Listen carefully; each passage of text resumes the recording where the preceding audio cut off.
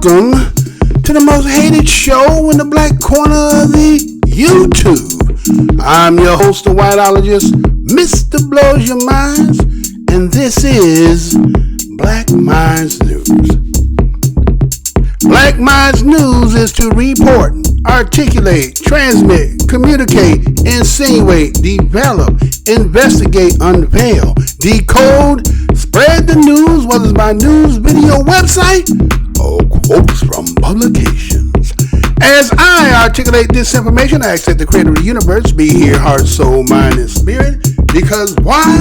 The truth don't need no partner. As a descendant of the greatest people who created this place that we call the United States, we, the foundational black Americans, the bloodline historical lineage, the historical people known as slaves, we who call ourselves BADOS, Black American Descendant of Slaves. Others say Black African Descendant of Slaves. Others say ADOS, American Descendant of Slaves. We, the today's children, offspring, and present generation, we give honor to our ancestors. You know what the motto of my show is? I'm never gonna tell you what I heard. I'm only gonna tell you what I know. Today's date is September 17, 2019. That's right, your host took a couple days off after I did a little work. You've been hesitating to get over here, getting the most hated show in the black corner of YouTube. Suppress, package, hitting up under the covers. You know how they do it. Well, I got a couple things that I want to go ahead and report for today. Getting off on this early 10 a.m. show. Well, we got a brother that tried to do some things, right? Got in a hard place, what they say, a hard place in a rock, right? Under a rock, let's put it that way. We don't say he was under a rock. Business maybe wasn't doing too well. Came up with a grandiose idea. He thought about something, contemplated about it, and ended up saying, you know what? I'm going to try to pull that move. He wasn't successful, so I'm going to do it. Well, just stay tuned. You going to figure out what that was down up in Georgia. Another part of the story today, again, there was an 18-year-old who had decided to tell some people at where she worked at about some plans and ideas, some things that had been sitting up on her head. Showed some photos. Talking about, type of weaponry, and it was like, insinuating what I'm about to do. Well, somebody decided to do what you're supposed to do, is you need to go ahead and tell, because the life that you saved might have not also been your own, but you just prevented this person who had the idea that about 400 would be about right. 400 people I think I could knock off, right? Well, stay tuned as we talk about that one down in Oklahoma. Did you see what Joe Biden has said? Oh my goodness. Now again, those who are ever watchers of this show know that I did the rendition of Joe and how Joe was having these internal things. Those who didn't see it, go back and look and see, was I spot on about what Joe Biden has said? Well, Joe Biden said some things, and again, say the apple don't far fall from the tree. Well, the ideology don't far fall from the head. In this case here, to blame black parenting for the remembrance of slavery. You know what I'm saying?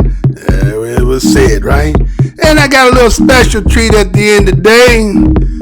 I got a story here about some of the richest slave trade that was ever here in the United States. Again, I'm your host, the whiteologist, Mr. Blows Your Mind, and this is Black Minds News, and stay tuned for this broadcast.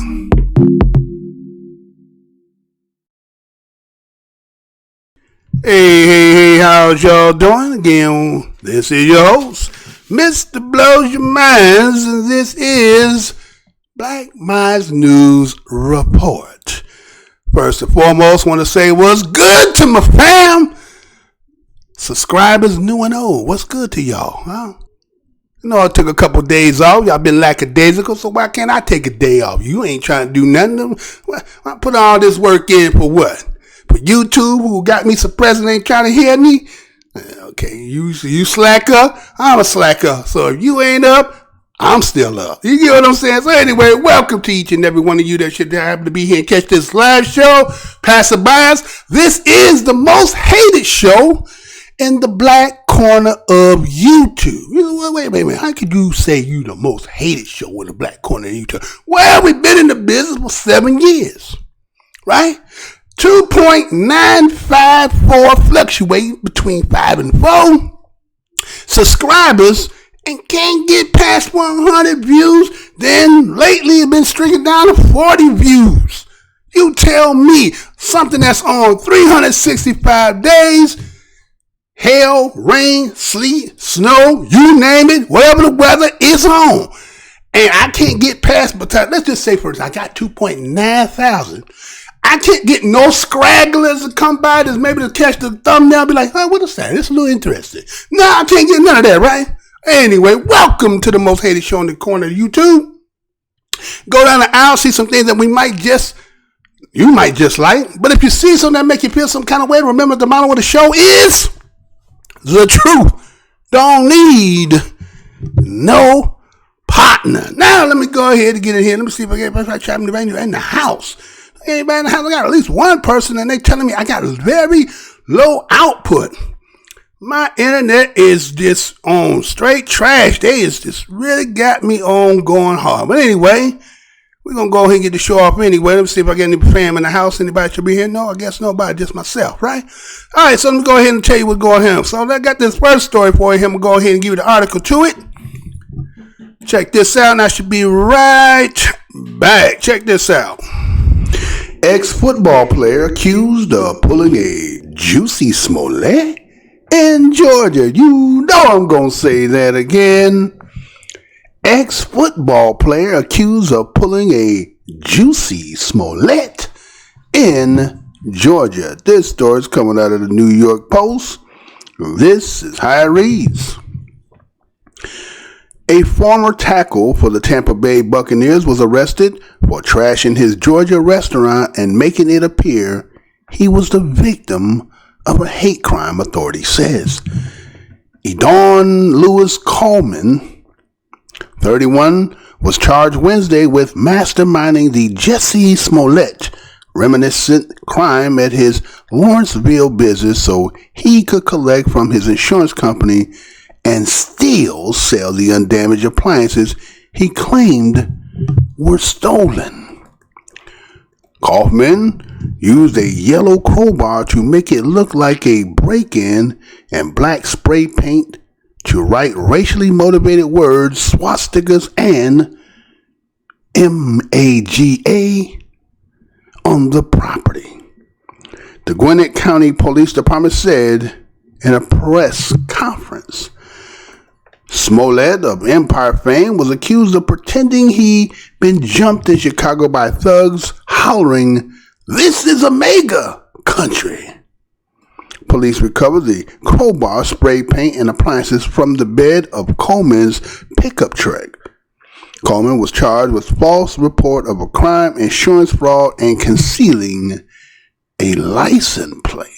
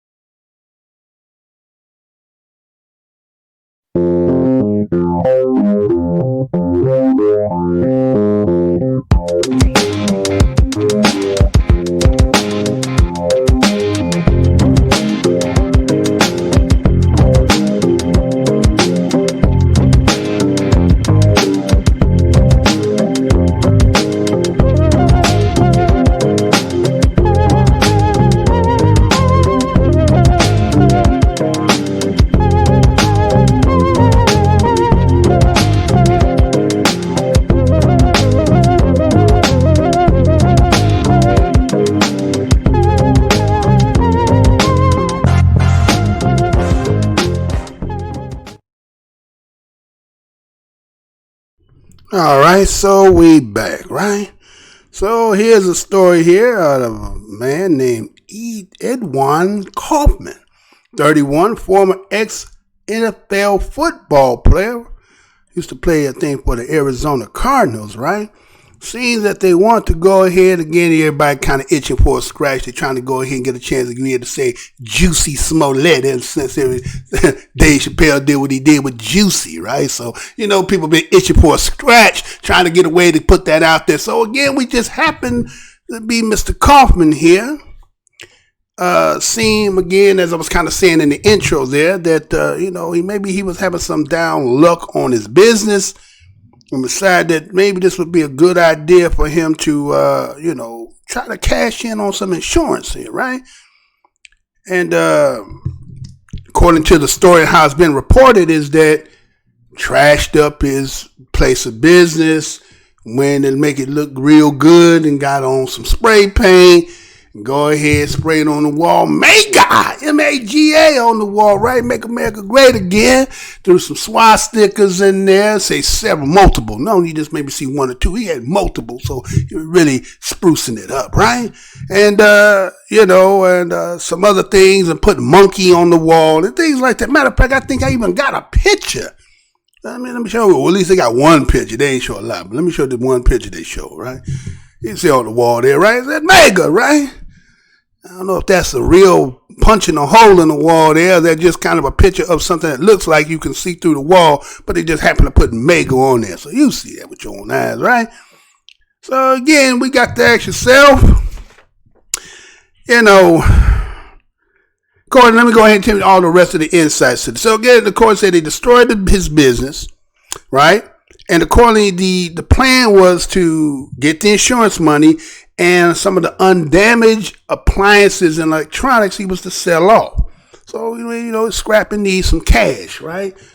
Right. So, accordingly, now again, I found in another report it talked about that a witness is the one who called and said they the ones who saw that there were some vandals. Now, again, let me say the word vandals.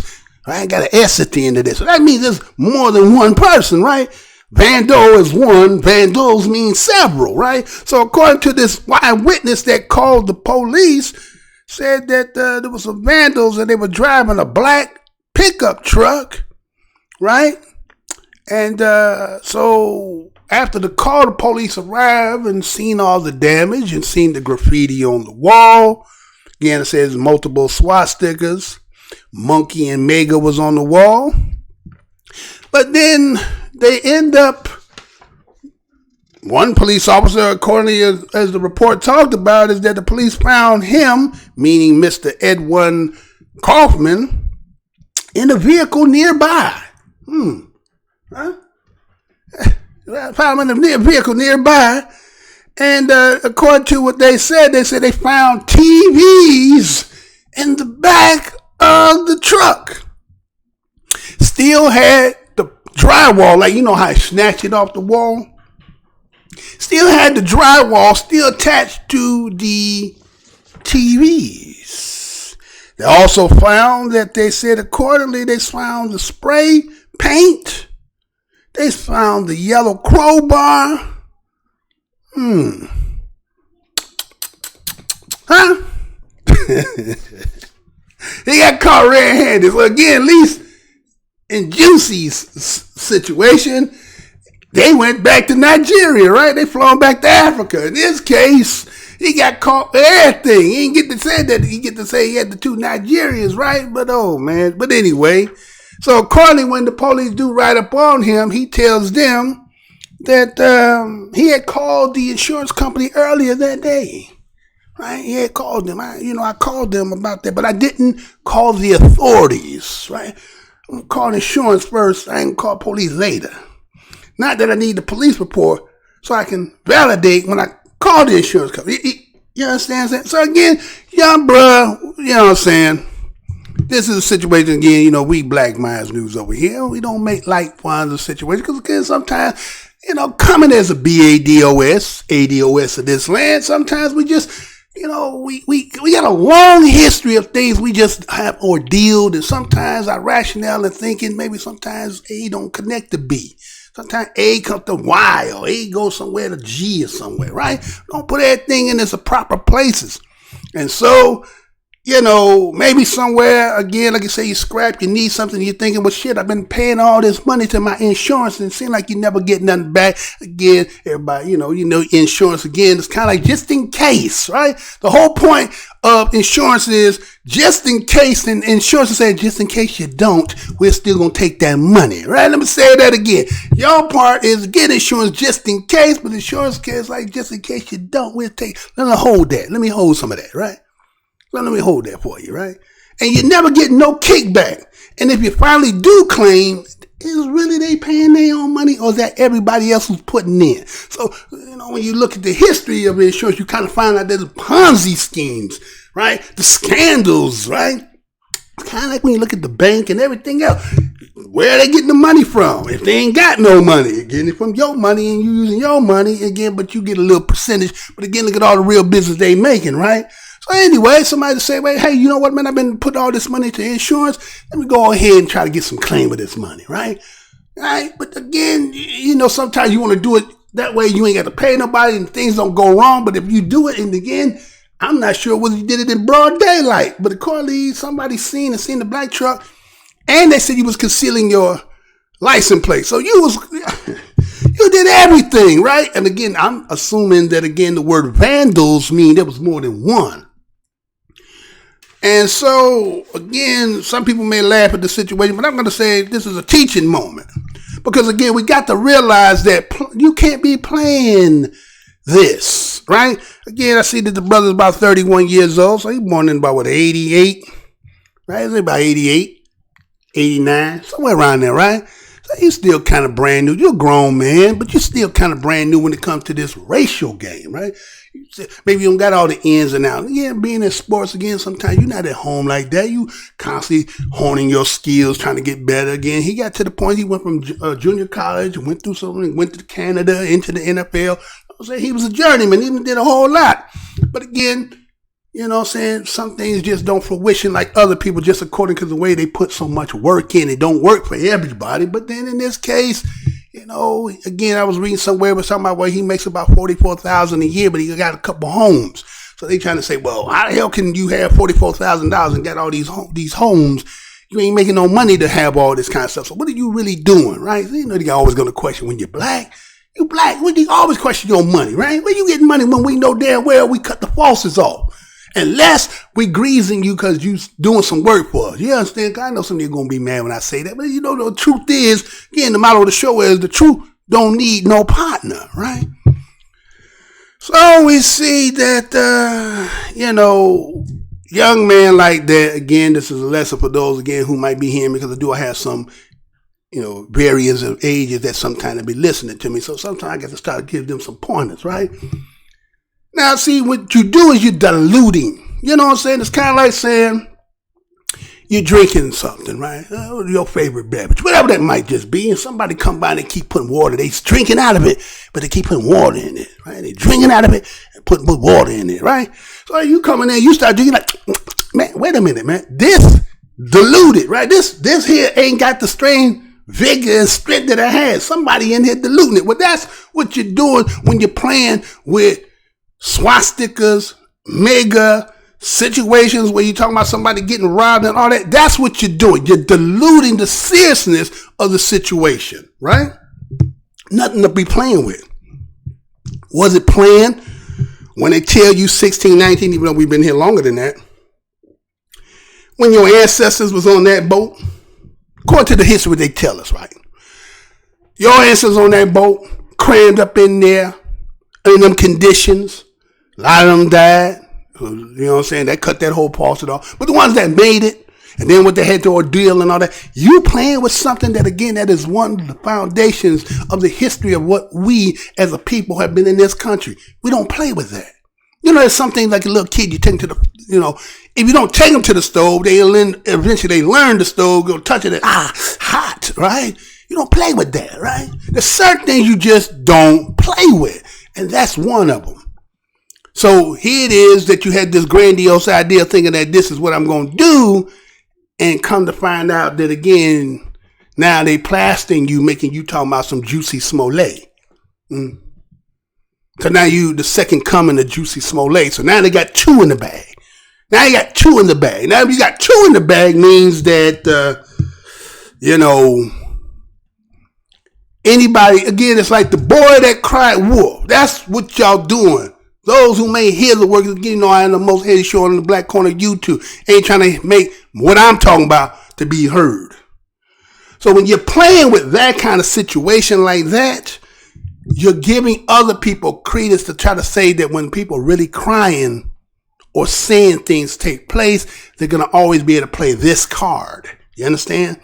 You know how you play a spade? You don't throw the card down, again, you want to trump your card.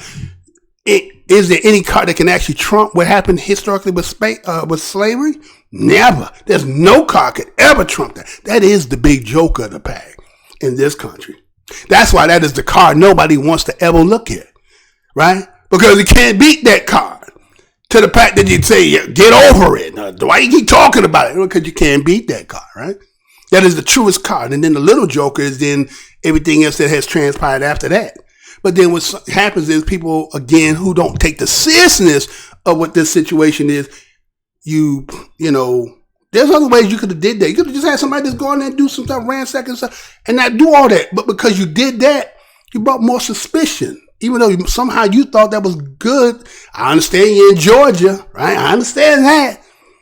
But again, in today's surveillance, all seeing eye everywhere, you know what I'm saying? They're going to be able to connect dots to see in time and place. And you know what I'm saying? See, like somebody called in to say that they seen you in there doing what you was doing, right? So quit playing with that, right? Y'all need to quit playing with this situation, thinking that this is something you should be able to do.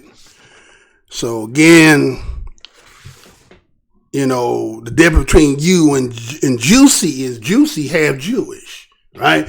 He can't be full black, because if he was full black, they'd have been to drug him, extradite him back to that courthouse. You understand? Somebody he kind of loophole. He can't. We done with that. We ain't try that. You can't breathe. There ain't no double jeopardy on this, right? That's the way they playing. Like this was a murder case, right? So if you trying to play the game that he playing, see how the difference, how you sitting up in there right now? He's sitting up in there. He done bonded out and everything. But you know what I'm saying? I'm doing a story there and talking about them to put you in. Yeah, he went in, turned himself in. But again, you're not going to have the same outcome he's going to have. Because again, once you try to, they say you defraud the insurance company, right? False police report, and the fact that you was concealing your license plate. I don't know what crime that is, but whatever that may be. But again, that's just what it is, right? So again, the whole, let's say the moral to this story is, y'all better quit playing with that. There ain't nothing to play with. That is a serious business in this country. Is anything serious can be done, and to be sitting there making these false flags scenarios, that is nothing never to be played with, because then that's you making a mockery of the history that has laid the path to where you is today, even though a lot of you are absent-minded or dumbfounded or just don't have the knowledge of. You make light of the situation, and the only thing you doing is making it harder for those who coming behind you. You understand? You was already afforded to be able to use this, but then by the time those who coming behind you, you're going to dilute that, right? So again, that's what that story was there. That when Coughman 31 of Georgia, again, they said attempt to use the Jussie Smollett situation. All right. So let's see what anybody got more people in the house. I got a couple more. I got another person in the house. Okay. So the next story is, I got another story for you in here. Check this out. This one here, again, I kind of told you a little bit about it. So check this out and I'll be right back. Check this out.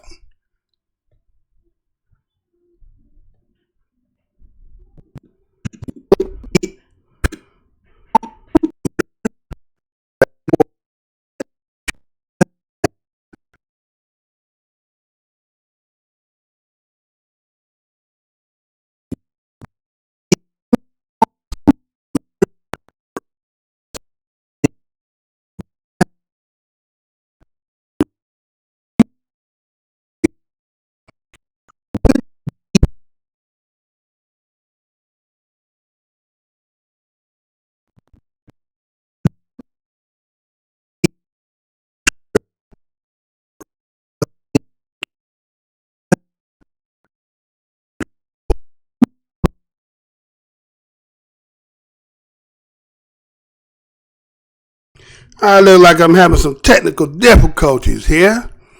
So let me give me one quick second as I adjust this right quick, because because I'm doing what I'm doing, I am the most hated show in the black corner of the internet.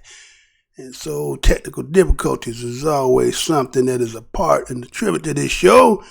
For those, again, if you're new to the show, you can go ahead and subscribe, comment, do what you need as things that'll be functional for yourself. Come back, because we always, again, used to have videos, but again, I've been banned 6 months out of 9 months of this year, and I don't have no strikes, but I've been banned 6 months out of 9 months. You tell me what it is that I do over here. But anyway, let's go ahead and try it again. Check it out. Would-be female school shooter arrested for threatening to gun down 400 people. You know I'm going to say that again. Would-be female school shooter arrested for threatening to gun down 400 people. Now, this story is coming out of the Daily News, and this is how it reads. In Oklahoma, police arrest an 18-year-old woman who allegedly purchased an assault rifle and told a co-worker she intended to gun down 400 people at her former school. Pizza parlor employee Alexis Wilson, 18, of Tulsa, showed a colleague video of her firing an AK-47 in a rifle range and told their co-workers she was planning to shoot current pupils at McAllister High School. Pittsburgh County Sheriff Chris Morris told the Daily News.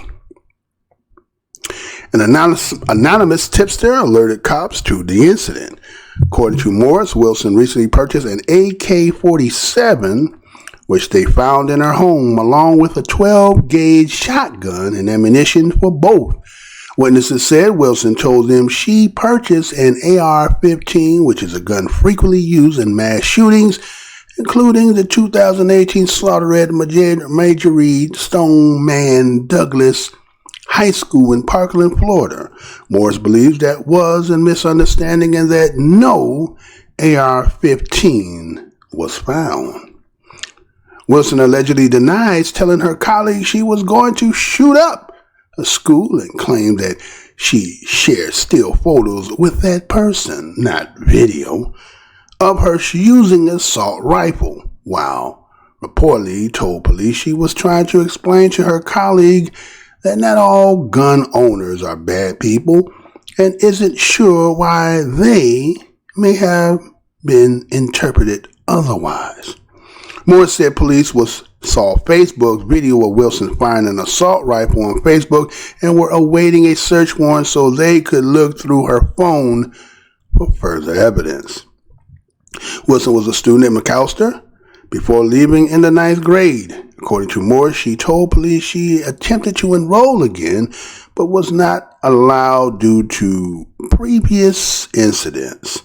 ABC reported that while enrolled, Wilson had been suspended for bringing a knife to school and having swastikas on her belongings. She also told police she used to be borderline homicidal to the people around McAllister School because she was bullied, but no longer felt that way, according to police report. Sheriff Morris and his office took the threat seriously, and that police acted quickly to apprehend Wilson. She definitely had the means to do it, and I'm glad we caught up with her when we did. Morris said. Wilson is being held on $250,000 bail.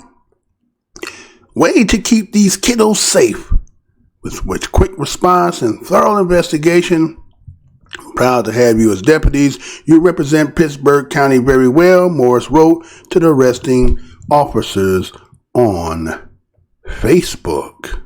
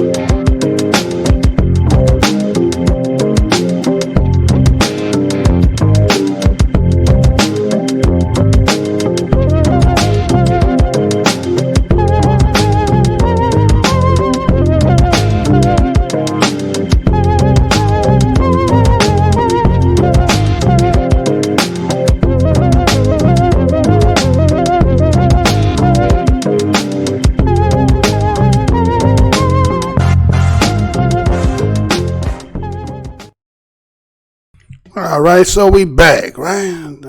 Thank you for your patience in the technical difficulty situation, but that is just how it does sometimes over here. So anyway, we have a young white female. Yeah, normally when they're talking about school shooters, you normally see the young white man, right?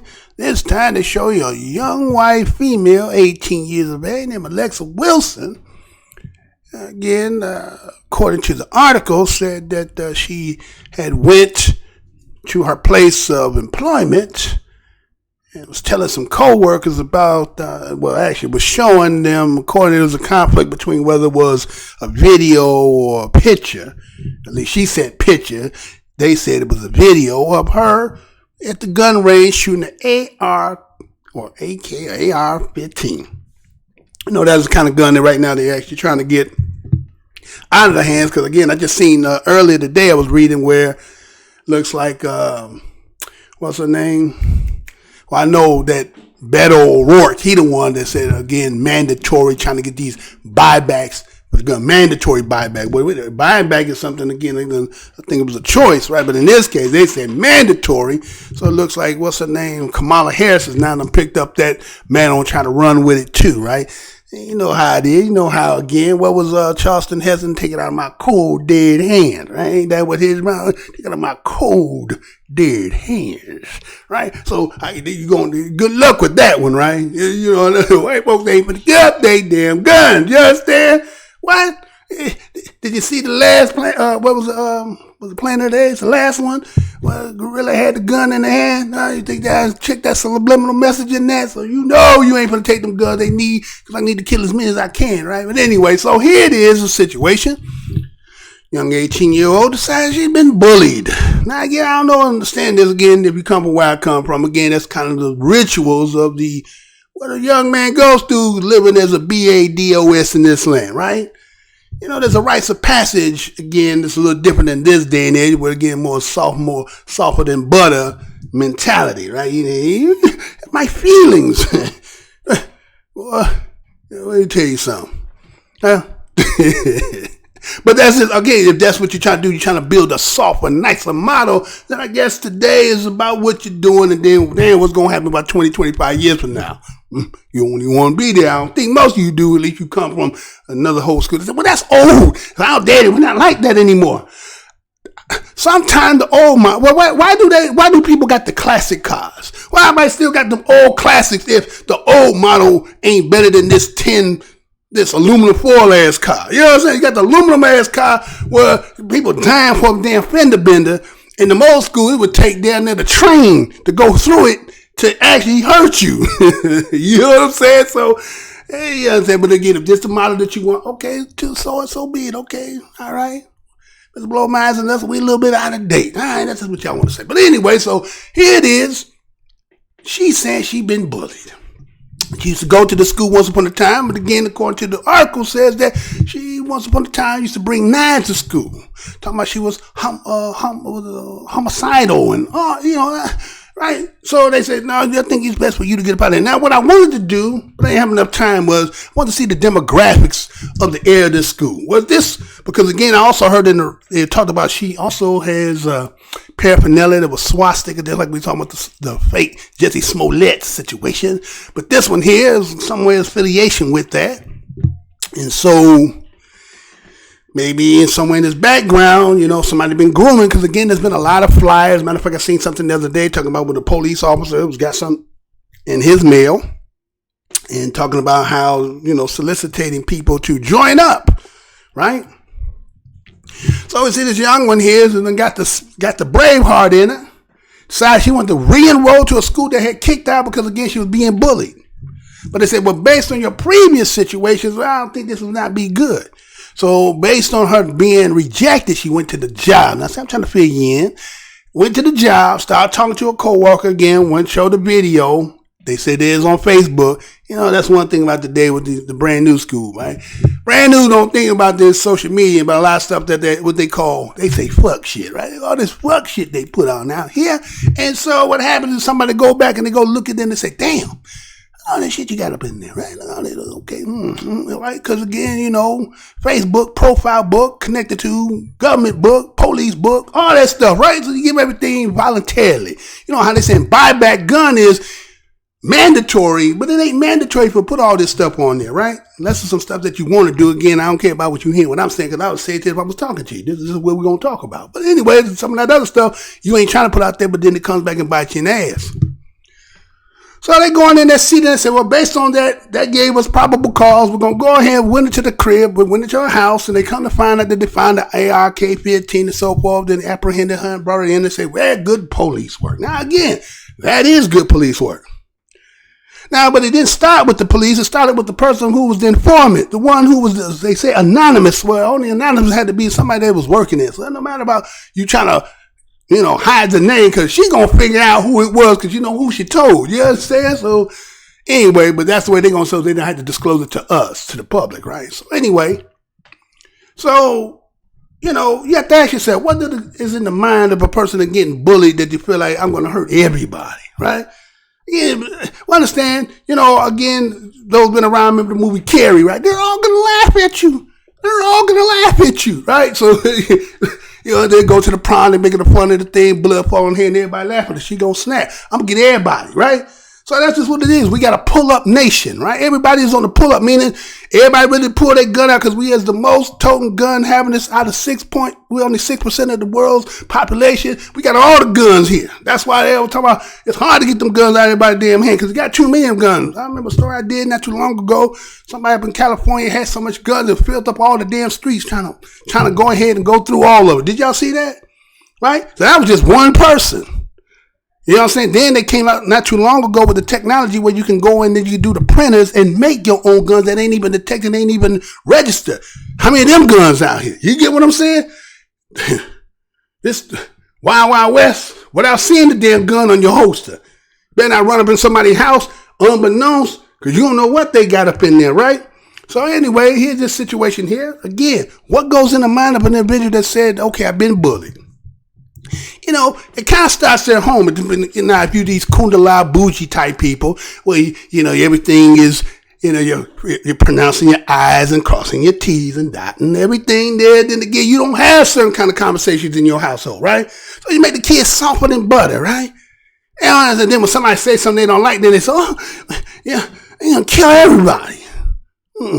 Sometimes start with you got an uncle, got a crazy uncle be saying something, pull my finger, all that good stuff, right? You remember all that stuff, right? And then, you know, you learn to get tough skin. But see, today they don't want you with tough skin. They want you to be, you know, fall down, everybody running, huddle up on you, kissing your boo-boo, and put some little, you know, dentine, you know what I'm saying? Give you a sucker, you know, and cut model quality, right? And then wonder why they spoil us all hell, and then they want to just kill every damn body. You know, because discipline got to be in. And again, the rites of passages is the fact that you need to learn that everybody ain't going to love you. Now, black folks know that. We in a country where nobody don't love us. Do you understand? Let me say that again. Black folks got to have the toughest damn skin, because why? As the rites of passages that you learn to find that everybody don't love you, and everybody ain't your damn friends. Well, this matter being black people in the United States. We in a country where nobody don't like you. But you always trying to mollycoddle to everybody else until you make them rough on the wrong way, then they don't like you. Right?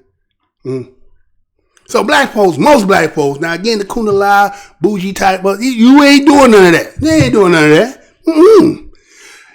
You trying to be like, grass is green, ice is cold over there.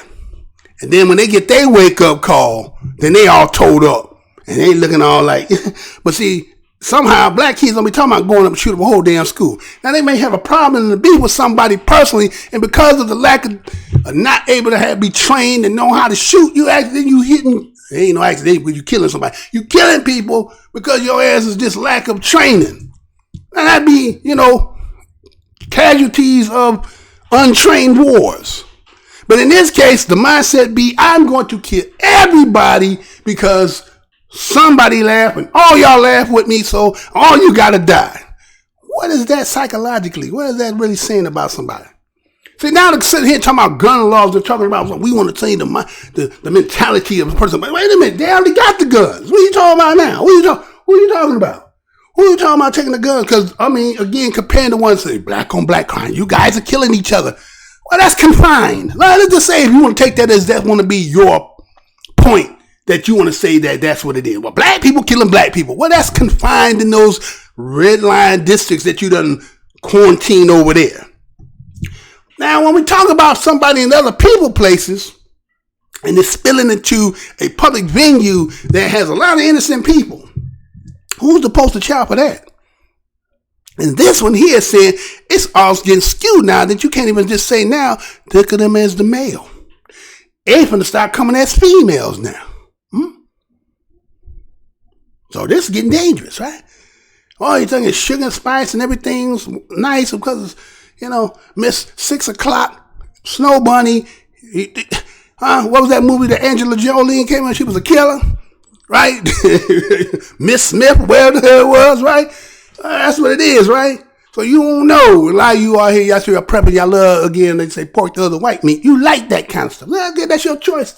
Teach his own. I ain't got nothing against that. That's your business. Right? It's kind of like this other thing that people always trying to push on us about, talking about about their rights and their preference. Hey man, what you do in your house, in your bed, ain't none of my business. Why this all on the TV and all up? Why I gotta hear all this?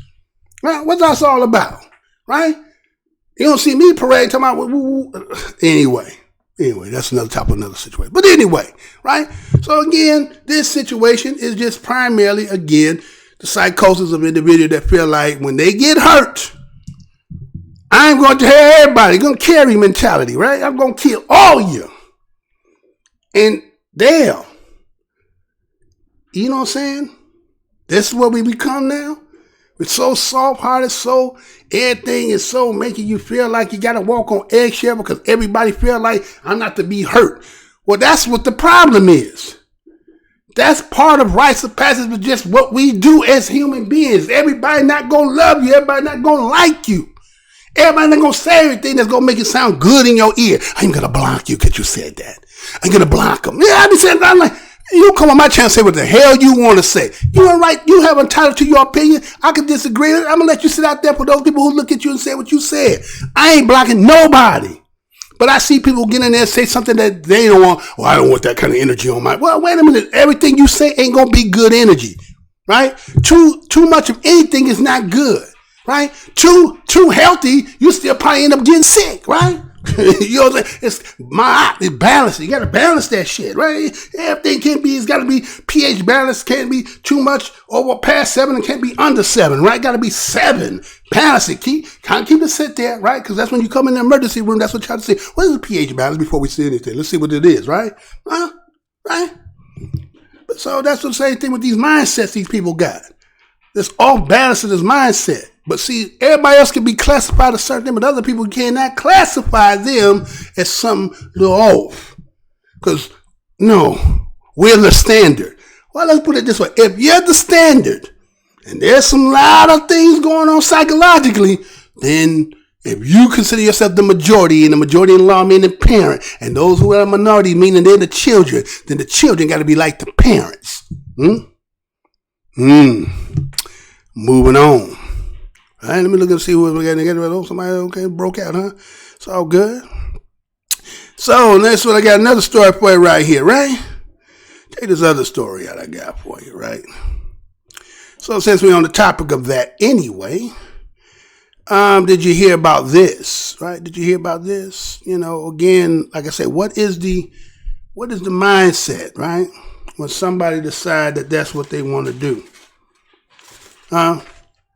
Because we just dealt with this not too long ago, and it seemed like somebody came right back and said we're going to do it again. So check this out and be right back, y'all.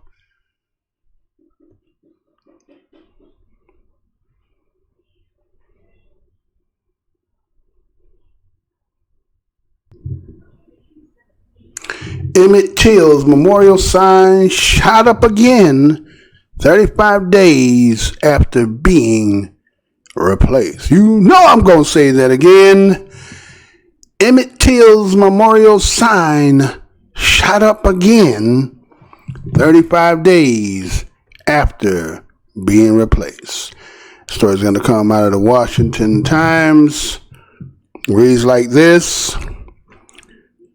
A memorial sign honoring Emmett Till, who was murdered as a teen, has been vandalized with bullet holes again after being replaced a little more than a month ago. The sign was erected outside of Glendale, Mississippi, where Till's body was discovered in the Tallahatchie River in 1955. Patrick Weems, co-founder of the Emmett Till Interpretive Center in Sumner, Mississippi, said he was disappointed to see the sign riddled with bullet holes again after being replaced just 35 days ago. To drive up and see it like that, I was sad, he said to the New York Times. When we finally replaced it, it was an amazing feeling that this sign that had been obliterated was finally restored. The sign marks the spot where 14-year-old Till's body was dumped after two white men lynched, beat, and tortured him before dumping him in the river. Till, who was black, was attacked after being accused of whistling at a white woman.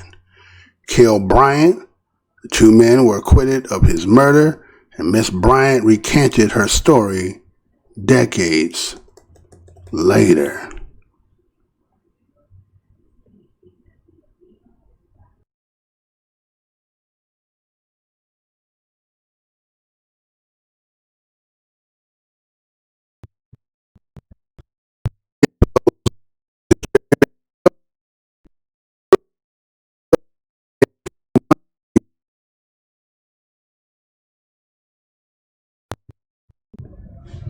Again, for those who don't know the history of Emmett Till, Emmett Louis Till, July 25th, 1941, when he was born, August 28th, 1955 is the day that they give as the day of his decease.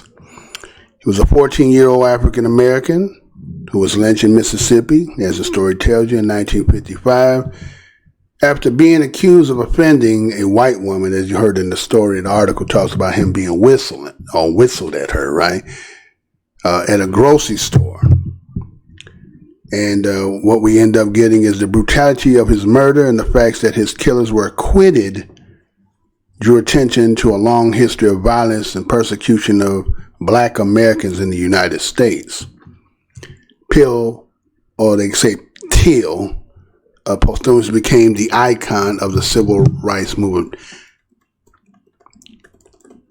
He was born and raised in Chicago, Illinois. Went on a vacation of August in 1955. He was visiting relatives near what they say Money or Mississippi Delta region. And at that time they said that this Carol Bryant was about 21 years old. The white woman was white proprietor of a small grocery store there. And what had happened at the store is a dispute. They don't know whether this really took place or not, right? And we see that Till was accused of flirting with Miss Bryant, with Bryant, right? And whistling at her, right? And we see that this Bryant testified that Till made physical and verbal advances. Now, this is 1955, y'all. The jury did not hear Bryant's testimony due to the judge ruling it inadmissible.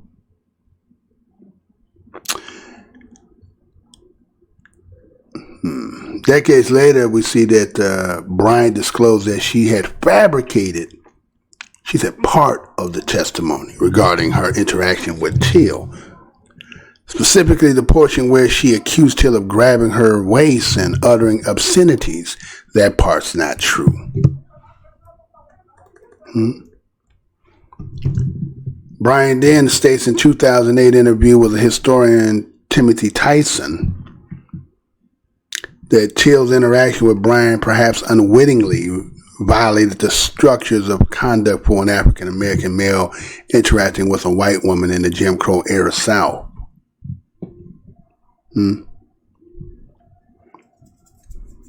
So several nights after the incident in the store, we see that Bryant's husband, Roy, and his half-brother, J.W. Milon.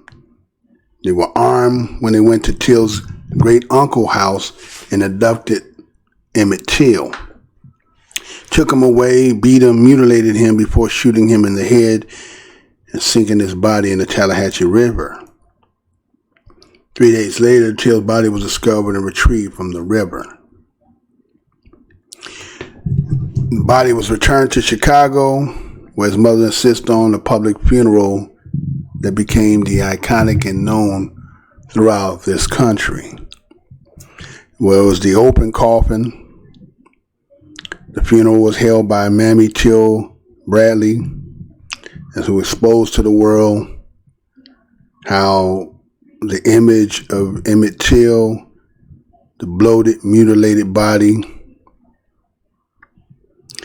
and the reason why his mother did what she did was based on the fact that she wanted to bring attention about the United States racism and the barbarism of lynching and the vulnerability of Black Americans in this country. So over 10,000 attended his funeral, who viewed the casket and the image, and his mutilated body was published in Black-oriented magazines and newspapers, rallying popular Black support and, they say, white sympathy across the United States. A lot of intense scrutiny was brought to bear on the Black civil rights in Mississippi. The newspaper around the United States critical of the state. Even though it was the newspaper and the law enforcement official initially decried the violence against Till and called for justice, they respond to national criticism by defending Mississippians, temporarily giving support to the killers. We see that in September 1955, an all-white jury found Bryant and Milon not guilty of Till's kidnapping and murder.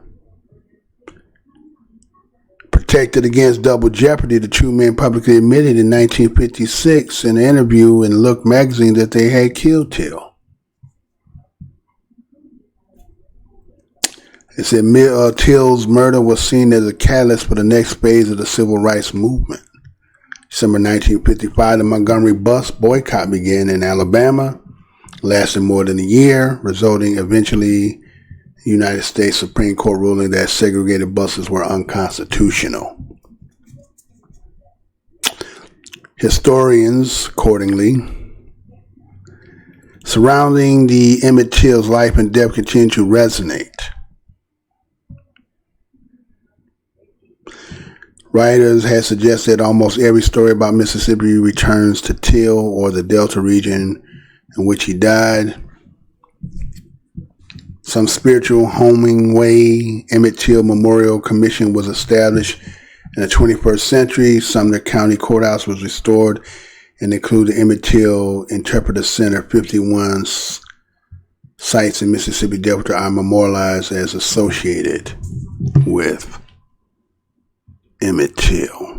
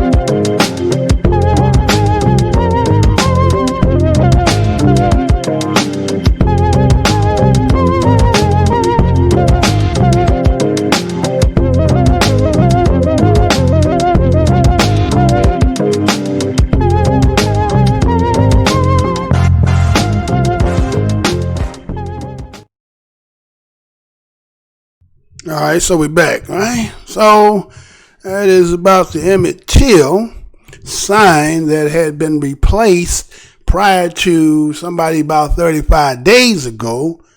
Again, they had the image. I did the story, right? They showed the three white men in front of the sign holding their weapons.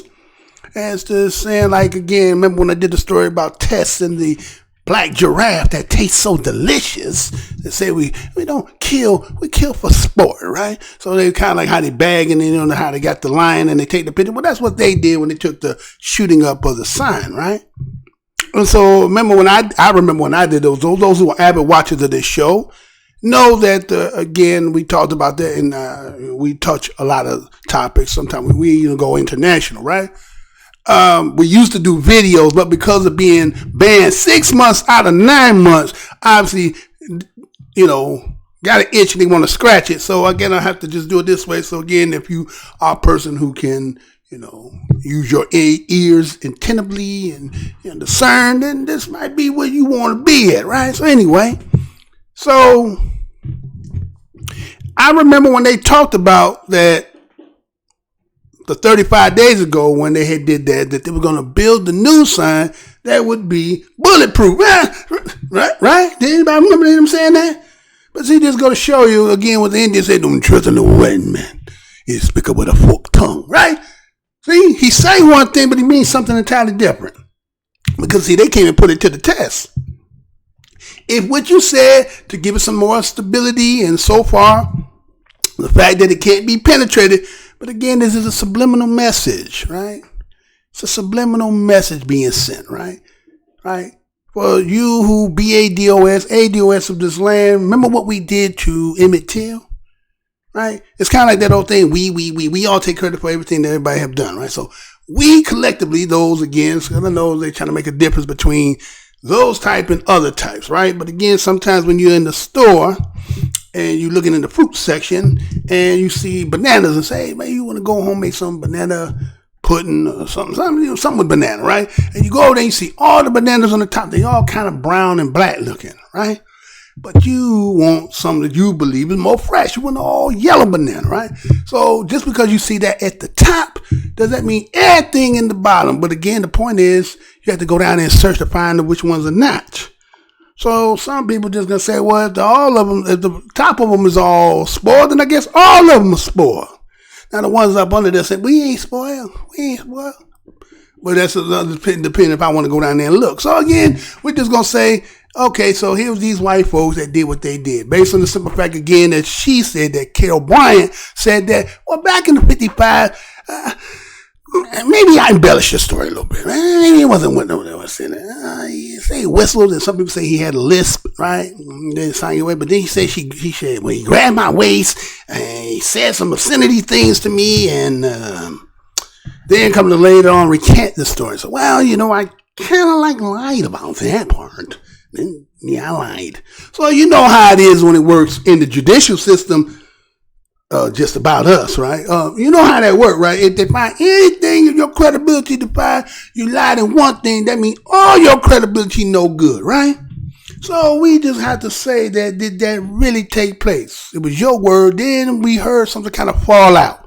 It fell out? If you heard me read to you, what the article had said that according to the Jim Crow protocols of how a black person supposed to move, walk, and act, he was not kind of like doing that thing. You understand? Because he was coming from Chicago. You know what I'm saying? He wasn't one of the homegrown, how the rules of the road go, right? And maybe he looked you in your eye a little bit, or you know what I'm saying? We don't know. Then we didn't have no all-seeing eye then. So the only thing we get is to get the report that which you write. And then we come to find out in this day and age that a lot of times when some people that you think they have the authority to be in a position that should have no horse in the race, but their job is just to tell the truth, we come to find out that they fabricate a lot. And some people be appalled when you find out, like, oh my God, they lied. Yes, you lie a lot. Again, a lot of people, again, got jobs and you hire you yourself who might be listening to me. You got a job. You might have a job that got a position that do some things that, again, you could actually deter somebody from doing something. If somebody make you feel some kind of way that day, and you feeling bad that day, you could prohibit them just because you had the power to determine that right then and there. So a lot of people hide behind their jobs and do a lot of things, don't they? Don't we? Don't we? And so what would be the difference in this situation here? So again, instead of police, okay, again, we know we need police, and we're not all against that. But we're just going to say that was what we was told, right? They wrote, and this is what they said. So at the time, as we want to say any different time between it, so that's 1955. What was there between 1955 and 1855? Pretty much not too much different. Not too much different. So, okay, so that's 1955 today. We about 64 years later. How much change? Okay, 1855 was one way, 1955 was like, well, 2019, how much of a difference between then and now? They say, all white jury got in there, and here's all the evidence of that, and still can say, not guilty. Do we still see that today? We see that still to this day. They say the preponderance of evidence, but the preponderance could be over that. But again, you can see a man get his ass whooped 80 times on a video camera. Bro, everybody watching it. First viral video this country had, seeing of the new modern generations, right? We're going to say from the free, because, black folks only been civilly right since 65, right? So we're going to say about, what's that, about 54 years ago? Around about time 55 with Emmett Till, right? Okay. So about 54 years ago, right? Those black folks, anybody from 50, about 55, 54 on back, you've been somewhat civilly under somewhat the illusion of free. And you seen what you didn't see because you were too young to see at that particular time. You heard stories or read books, but you seen a man get whooped down right in front of your face. And they told you what your lying eyes see does not tell you what really took place, right? And they were all acquitted. So here we go. We're going to jump back from, that was 1991. We're going to jump back to 1855. All white jury. Boy, bloated, mutilated. Man, because it would be man, so you know what I'm saying? Right? And evidence made sure that everybody's seen, publishing all the black newspapers. I don't know if white folks covered it. Pretty sure they did. Right? And was acquitted. And because of the double jeopardy rule, they went on and made, yeah, we did. We did. So how did that make everybody feel now? Huh? See? And so here's somebody today, 54 years later, a sign that memorialized the detriment of a situation that if it was your family member, how would you feel? Right? But because of your ignorance of hatred towards other people, you want to stand on your square fully and know damn well what y'all stand on is really, you know what I'm saying? Really think about it. What were you standing on? Everything that you propagate to say that what you are is fallible. You cannot substantiate it for whatever you try to put them under, say, greatest, all this, first. You can't. But you're going to hold on to it till the wheels fall off. So what you want to do is you want to send a subliminal message to the young one. Look, you did it to him. It's a reminder, you're getting out of place. You're trying to be doing too much. You ask for reparations. You're asking for too much. Right? And so we got to send the subliminal messages to you. Gotta let you know, hey, you stop that. Like she said, Carol Bryant said about Emmett Till of the time of the Jim Crow, that he was not in his place according to the rules and the regulations of that time. So again, somebody is kind of sending you a subliminal that, hey, you're trying to be independent from us. Hey, you're trying to do stuff that has nothing to do, that's an exclusive only for you. Hey, if you do that, again, if anybody's seen the MAC, remember that time when Hank and whatchamacallit, he was running trying to get my man brother. He was on the street and they came and scooped him up, threw him in the back of the car and drove him off because he was like, that's our best one. He was talking about he was a drug dealer for them, right? He was a drug dealer for the police and he was pushing all that drugs on him. He said, that's our best one. He said, can you believe this? When he gets done with him, he's going to be a damn saint. Meaning the brother picked the dude up off the street and took him and put him in the car. He was going to go ahead and program him to tell him about who he was, when he was blackness and all this other stuff. And he wasn't going to do that no more. And then with the police, he was like, if he does that, we'll be broke and on our ass. Well, see, that's what this is about. Your independence is about somebody else being broke and on their ass. Because see, we rely on your detriment because a lot of facilities do what? They make business off of that. So subliminal, shoot up a damn sign. You're not doing nothing to Emmett been gone. But it's the subjective, it's the subliminal message that they're trying to send. I keep shooting it though. Yeah. All right, go ahead. But that's not changing the dynamic again because the spirit of energy of the time is the creator is already doing things that we don't have to do. See, you sit around waiting about, we ain't got to do this. Don't you see all the stuff that you're wrestling that we didn't already wrestle before you? Because again, what goes around comes around. Remember when those are going through the 80s and 90s, how we went through the crack? But now all of a sudden now you're talking about now you're making facilities so they can go shoot up and all this money and program yourself with the people that you're going through, all the people that's dying because your people going through that same shit. See? So you again, I was seeing the other day, what was that movie called? It was Denzel Washington, John Goodman. What was that movie I seen the other day?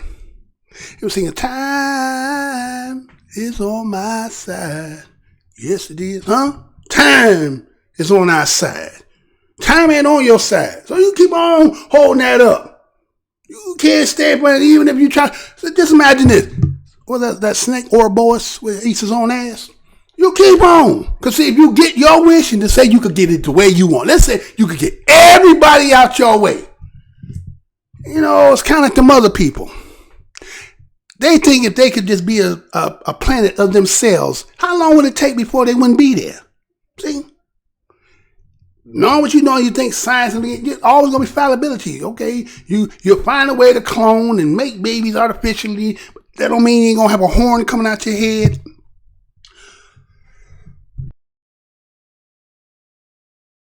Come out your head. A hoof come out your back. You know what I'm saying? There's going to be some fallibility. There's going to be some fallacies in your science. It's not going to be all the way through, right? It's kind of like everything now. And all of a sudden now, because all the stuff we've been eating and drinking, now all of a sudden now, I'm going to slowly come out and tell you that, oh, they cause cancer now. Well, shit. But I mean, ain't nothing but the chemicals anyway with some sugar in it, right? You've been drinking pop for how damn long? How could it be able to be healthy? I ain't never seen nothing telling about healthiness in pop. So always the same thing is a fallacy in your science. Even though you're thinking that you make something that look like something that don't mean it is what it is, right? Seedless watermelon. Remember when they were starting to put that shit in front of you? Seedless watermelon. You're like, how the hell does a watermelon be seedless? It came from a seed, somehow it don't produce seed. That's because it's been genetically modified. So they don't produce so that you can harvest it, so that you can plant, so that way you don't have to keep going back to them. See, that's how somebody diabolically is thinking all the time, right? So, in hindsight, looking at that, that's what that same thing is. You are getting out of the position that we want you to stay in. This is why the Democrats are having such a hard damn time trying to find the one, because like first they thought, well, we got Kamala Harris. And when Kamala came out, boom, blew up. Cory Booker, boom, blow up. Bernie Sanders, boom, blowing up. Joe Biden, oh, we're going to go there. We're going to go there. So anyway, that's what that story is. We're going to go there. We going to go over there. Oh, somebody stand with everybody else running. I got one that stand. Okay, you like what I'm saying. Okay, it's all good. It's all good in here, right? So we got this other story I'm going to go ahead and do. Check this out. But that's just what that is. That's more subliminal message being sent. Again, dog whistling. But again, a lot of people today ain't even really paying no attention to that. Unless you just send that signal to your other people. They think, okay, you know, just keep shooting up a sign. Okay. So anyway, All right, so let me go ahead and get to this here, right? Because this one was kind of tripped out, right? I was kind of like, man, what's going on? This one here, I'm probably going to stop it somewhere in between it because, again, I'm going to give you a different part on there, too. Where's my other one at? Okay, up here. Okay. Up here and here. Okay, go up here, there. All right, so I'm going to go ahead and I'll play this for you. I think it's this one, right? This one? All right, so play this and I'll be right back.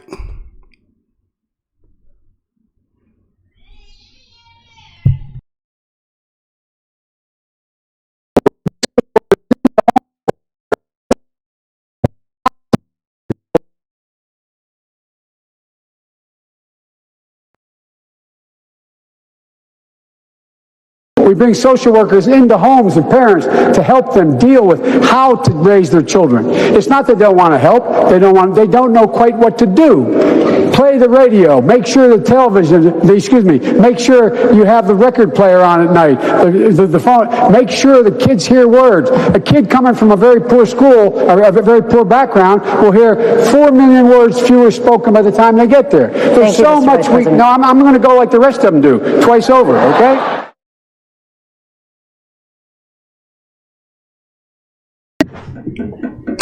Goodwin, it's time for Joe Biden to drop out of the race. You know I'm going to say that again. Goodwin, it's time for Joe Biden to drop out of the race. This story is coming out of the New York Post. This is how it reads. Asked recently why he was running for president, Joe Biden insists to a reporter that burning ambition was not the reason. Could I die happily not having heard Hail to the Chief play for me?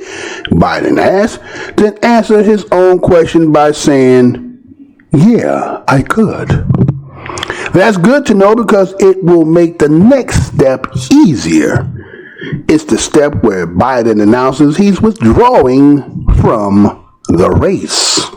Yes, I'm aware that he's the front runner for the Democrats' nomination, and that front runners never exit voluntarily. But I'm also aware that Biden knows something else too. That's growing concerns about his mental and physical capacities are legitimate. He also must know that he and his teams are not fooling anyone with claims that all is well. His rivals, initially reticent to go there, are now willing to raise the fitness issue. Sometimes they don't have to raise it because the whole world can see that Biden is slipping. As such, his age, 76, and his history of serious medical issues are fair game. Consider the last half of Biden's incoherent answer to a question about racial inequality. The teachers are... I'm married to a teacher. My deceased wife is a teacher. They have every problem coming to them. Make sure that every single child does in fact have 3, 4, and 5-year-olds go to school, not daycare school. We bring social workers into some and parents to help them deal with how to raise their children. It's not that they don't want to help. They don't know quite what to do. Play the radio, make sure the television, make sure you have the record player on at night. Make sure that kids hear words. A kid coming from a very poor school, very poor background will hear 4 million words fewer spoken by the time we get there. Then there's the social media storm about the moment his upper teeth apparently dropped as he began to speak, and he used his tongue to push them up. The human reaction is to pity Biden as he gamely struggles against the inevitable march of time. But while there are many reasons why voters might support a candidate, pity is not one of them. Democrat Julian Castro broke the fitness taboo in the Houston debate. An immediate media reaction was that Castro jab that Biden had a memory problem was cruel. Although there were disputes about whether Castro was right on the specific issue, nobody argued that he wasn't, until something as Senator Cory Booker noted. I think we are at a tough point right now because there's a lot of people concerned about Joe Biden's ability to carry the ball all the way across the end line without fumbling, Booker said on TV. There are definitely moments when you listen to Joe Biden and you just wonder. Booker didn't say what there was to wonder about because he didn't have to. Everybody knows. Which is why I believe Biden ought to walk off the stage before he gets pushed off, one way or another. It's only a matter of time. A worst case scenario is that he keeps it together into the early primaries, then comes undone in a string of gaffe-a-thons that can't be excused. Imagine that Biden is forced to withdraw just before or after Super Tuesday, which is March 3rd next year, when 14 states hold their primaries. There would not be time for new candidates to jump into the race, and that would mean the relatively moderate lane that Biden dominates would effectively be empty, making it almost certain that a far lefty, either Senator Elizabeth Warren or Senator Bernie Sanders, would get the nomination. The odds in favor of 4 more years for President Trump likely would skyrocket. On the other hand, if Biden does the right thing soon, there will be time for others or a similar political persuasion to run. The New Yorker come to mind, former Mayor Michael Bloomberg and Governor Andrew Cuomo. Both suggest Biden candidacy figures into their decision not to run because they would be courting many of the same voters. Bloomberg, who tested the waters earlier, has a campaign team waiting on the sidelines and will spend whatever it takes to make a serious challenge. Others might also see an opening and new interests could enliven the race. Current candidates like Senator Amy Klobuchar might get a second chance. None of this is meant as an endorsement of any candidate. Rather, it reflects the fact that America is best served when both parties appeal to centrist voters. Although radical progressives have pushed Dems to the left, including Biden, he is the only one with even a hint of moderation who enjoys significant backing. So the former vice president and longtime senator would be performing a final act of public service for his party and country by stepping aside. Indeed, the rationale for a timely withdrawal could be the basis of Biden's goodbye speech. He could emphasize a point he tries to make in the debates that the Warren-Sanders plan of health insurance, the environment, and corporations would be stupendously expensive and broadly disruptive and thus doom the party in general election. Though I wouldn't expect Biden to do so, it is also true that if either of those two should somehow win the presidency, America's economy would be shattered and tens of millions thrown out of work. We all want it all, Biden might say, but the art of governing is knowing that you can't have it all. Successful leaders separate what is necessary from what is aspirational. With that, he could go out as a winner in America's hearts. A lively rendition of Hail to the Chief would be a fitting final salute.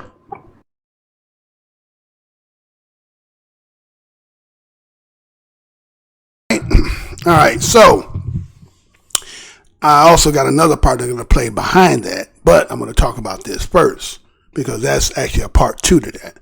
So again, for those who might have heard or seen the debate and heard the things that Joe Biden has said, again, some things are just what they just gonna be, right? They said apple don't fall from the tree, right? So, again, if you've been an avid watcher of this show, you remember I did a rendition when he did the last time when he said the things he said about the schools, right? And I was kind of playing the part as to being Joe and then talking one side of his head, right?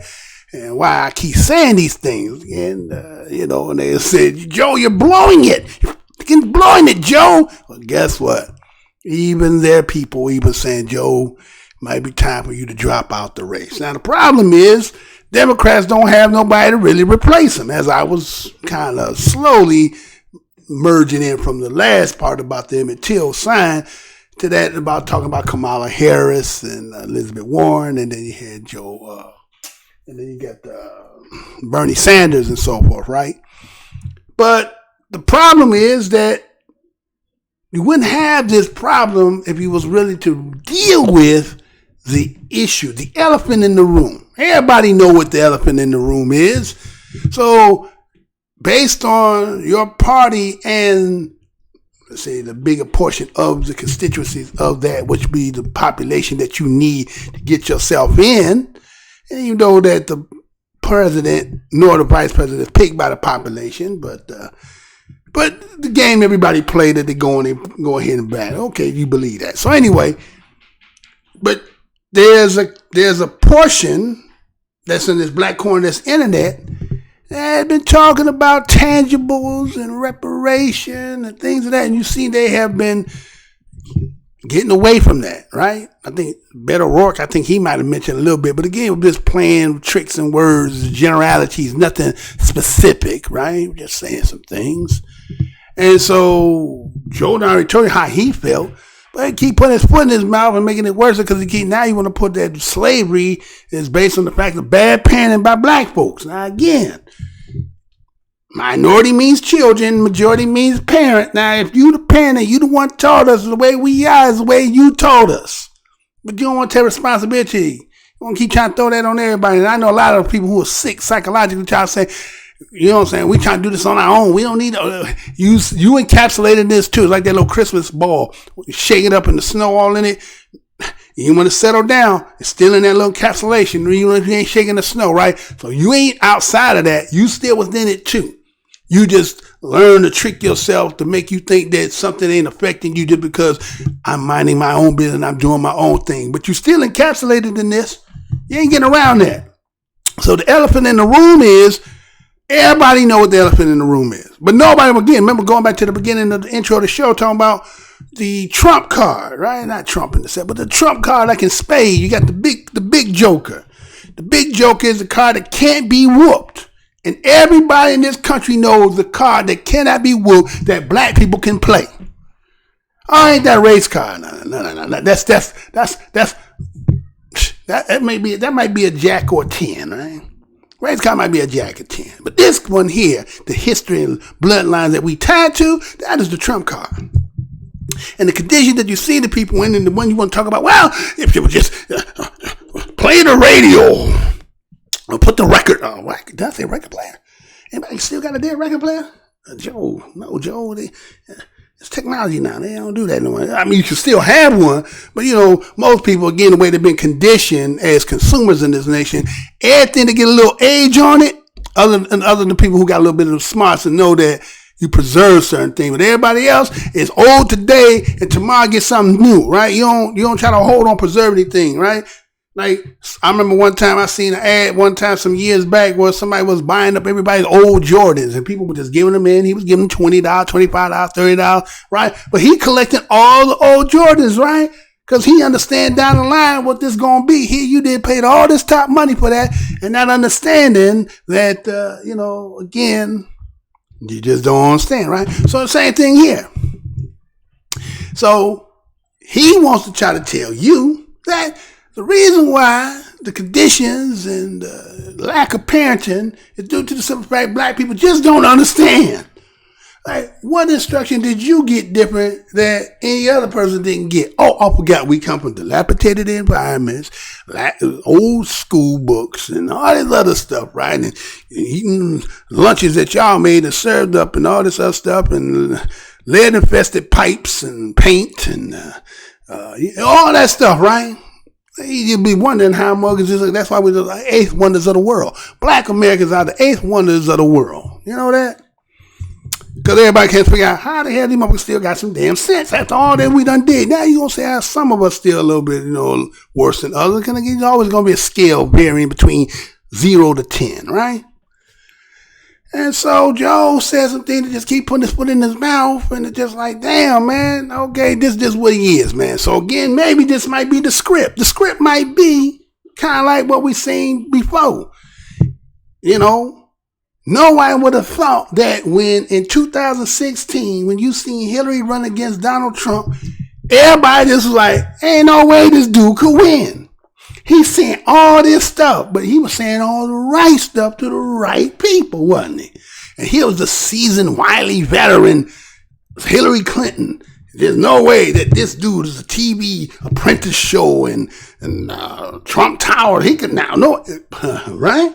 So I guess somebody figured out the way that we're going to have to go ahead and go get some. You just going to have to kind of be, you got Bud and Bud Light, right? He's going to have to come in the light version, right? He's got to be the alternative version. This is what a lot of people say. He got to be the alternative version because this one here is the authentic. He's dealing with the authentic, straight out, you understand? Shoot up the damn sign, shoot up the damn school, them peoples. So he got to get the ones that want to say, well, I'm not kind of like those guys. I'm different from them. So what's the consolation prize? Joe Biden? Come on, Joe, get it right. You know what I'm saying? So Joe then already said, they'll pipe my mom. They'll pipe my mom. They'll rape my son, right? Just lock them away, right? Remember that? Remember that? Okay. So he done already told that element, I ain't messing with them. And I had their boy. I was their boy's back man, right? Matter of fact, didn't he say something about boy? Did he make the analogy? He said that that kind of like what Hillary did. Remember when Hillary said the same thing. Remember when she was on that point where it looked like you're losing and she needed to break the glass case of mercy to get out? Remember when they talked about, you remember Robert Kennedy? Remember Robert Kennedy? He got killed, right? Insinuating something, right? So he did the same thing too. He didn't say what she said. He said, could you imagine in 68 if Barack Obama was the president and what happened to King would have happened to him? What would have happened to the country? Huh? Now this was the vice president. That was the vice president. Same dude, Strom, speaking of eulogy, Strom, right? Right? So this is light. This is the light version. Just a little older now, right? And the things that he keeps saying is just things that just, you be like, hey, Cory Booker said, you just sit back and you just wonder what Joe about to say. What you about to say next, Joe? God, did he just say, Joe? No. Because somebody writing that script. Somebody say, hey man, you want to compete against this man, you don't have to go there. This is who you got to, because ain't going to be another one that Barack Obama thing. That's dead. Because black folks ain't going to support that. Now, they want to tell you that the support that why Joe's still in the position is because they blaming on, guess who they blaming on? Sisters. They blaming on you. They saying that Joe's position the way he is due to the simple fact that you support him. You didn't hear it? Here it goes. Let me show you what they said. Let me just in case you didn't hear. Check this out.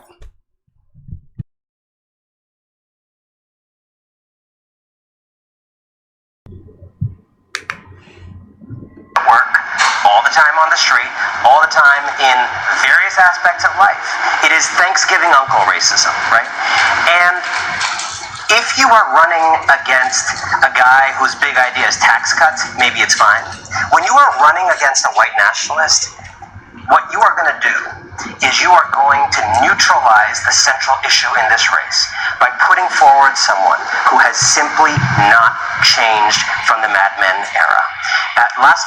Yesterday during the afternoon, something interesting happened to me. After I had done these tweets and talked about this, I was approached via Twitter privately by a Trump campaign organization, an official Trump campaign related organization that privately messaged me to try to share additional videos from other times about Joe Biden saying similar racist things. Now, I'm not interested in amplifying Trump campaign talking points. Why is that significant? They are ready. They know this is a good issue for them. Because if they can show that, you know what, he's kind of said a lot of things. Also, he kind of said white people don't owe anything for the past in this country. He also said busing is a bad idea. He also has said, you know, one African-American candidate is clean and articulate, apparently, in contrast to others. He also said the thing about the Indian accent. He also gave a lot of women too many back rubs. It neutralizes the contrast. And about this. And you know,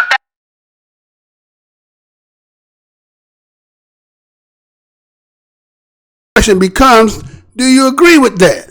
See, as I was saying, he becomes the light version of what you seeing. See, if you maybe they thought that Kamala Harris was going to come out the gate and was going to be the one, because again, now you have a woman again, gonna have some color to her, but again, kind of like, again, if you understand Aryanism, and again, taking it back to the origins, it takes you back to India, right? Right? Indo-European, right? So she can run and still be a light version of that too, right? So she kind of comes across all that, but because you came out wrong and black folks didn't take you and it blew you up, so they had to say, get the next one in there, right? Well, they ain't come with Elizabeth Warren because she doesn't try to black people, and then she tried to turn her back too. That ain't gonna work. Bernie, you had your day, that's over with. So Joe Biden is the only thing you got, right? But Joe, it's like he said, well, hey, I don't want to do that crime bill, so you know I ain't got no problem getting they pike my mom, right? Right? And then he's saying all this stuff. He blaming everything to the reason on black folks. So he's kind of, you know, to those ones that don't say, well, I really don't want to vote for Trump any damn more because, you know, I don't want to be known as that. But if I give you an alternative, and guess who you getting the alternative at? Saying all kind of things, right? So check this out. I'm going to play the rest of this. I want you to hear that. But that's what it's saying. You better look at how they playing this game here. Right? Joe ain't finna get out. They just finna test the waters. If you lose the black vote, well, shit. Well, okay. Then what choice do black people got? If you got Joe Biden and Donald Trump, what choice you got? It's kind of like going back to Hillary and Joe Biden. What choice did you have? Right? Did you really have any choice? Even when you had Barack Obama, did you really have a choice? Now that it's all over with, and ask yourself honestly, did you really have a choice? Yeah, it's a game, right? But anyway, check this out. Play the rest of this. Check this out. Hold on. That is an excellent point. That one of the challenges, particularly for more liberal, more progressive voters in 2016, was this argument, which is actually flagrantly absurd, that there was not a big difference between Hillary Clinton and Donald Trump, not a big enough difference for people to see that, you know, they're sort of two sides of the same coin kind of argument, which is absurd because Hillary Clinton obviously is a very intelligent, you know, she studied or very, you know, experienced leader, and Donald Trump is all. You see what Joy Reid tried to do on that? Now, she tried to make, there's a comparison between Hillary Clinton and Donald Trump, right? As if like, because she's more intelligent. But again, she the one that had a hot sauce in a bag, right? Husband plays saxophone, got some head in the office, you know what I'm saying? Smoked some weed, but didn't inhale, right? Some people even classify him as the first black president, right? We're going to run on all that. But again, look at what was done. See, the trick always there. The trick is always going to be there.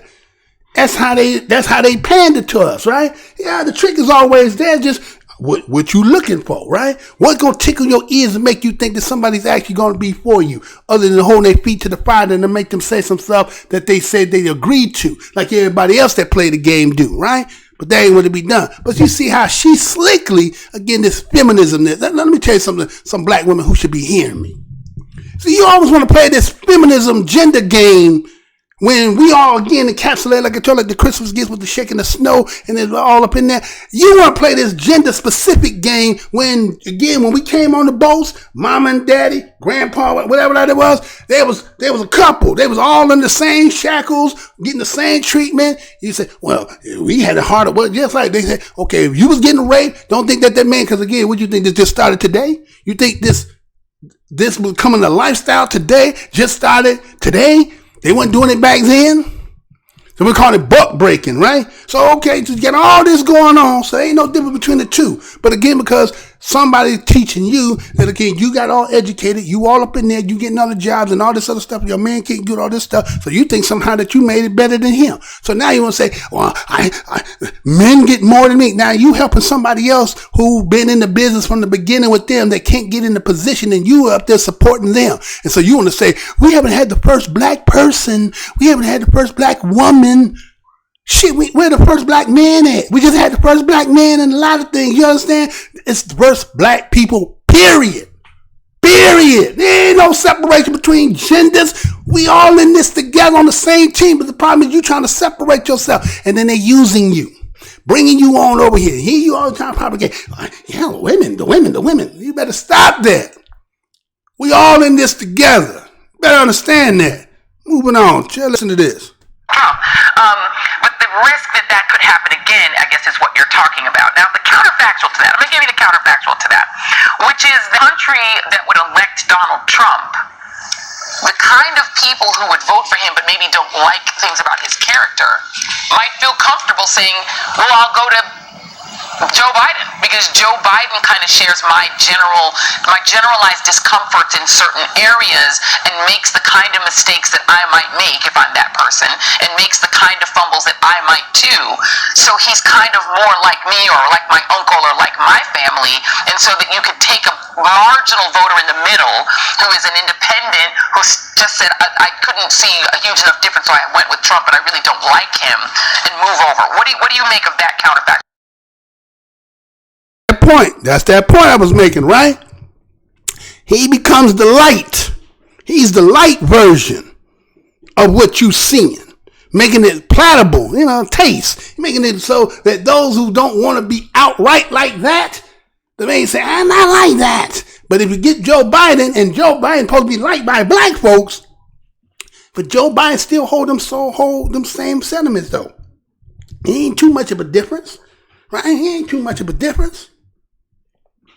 Have any of the 44, 45 been up in there other than the one that they threw in your face and made you think because he played basketball and sung Al Green in the White House and got a black wife that somehow that you got something out of this? It's massive business. Massive going on vacation, and it's kind of like the teacher when you was in school. I'm about to go somewhere. You come up in the class until I get back. That's all it is. That's all that was, right? You ain't figured that out by now? That's all that is, right? So again, is this family business? Because again, you're going to find, again, if you don't already know, he was already in the family, wasn't he, right? He was already in the family. Through his mama, he was already in the family. So they had to play the trick on you, right? So what trick is they playing now? Because again, the game right now is to do what? Get around the fact of the elephant in the room.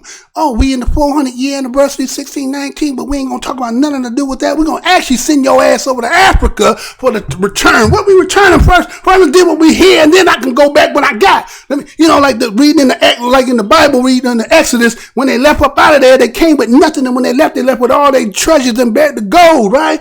But you only do the return to go there just for a visit and come back. So all that fake game stuff, man. All that stuff is fake. So anyway, listen to the rest of this. Moving on. Which I've actually heard people saying about this exchange. I don't think the antidote to the poison of outright white supremacy is milquetoast unconscious bias and a kind of white default. What Joe Biden, yes, I think I think this is actually the whole point. There are a lot of people in America. I think there are not that many people in America who are like Donald Trump. There's a lot of people in America who are like Joe Biden, but the reality is many of them, millions of them actually, and we don't talk about this enough, have been on a path in the last 10 or 20 years of getting better. By the way, there's some other people pretty close to Joe Biden's age.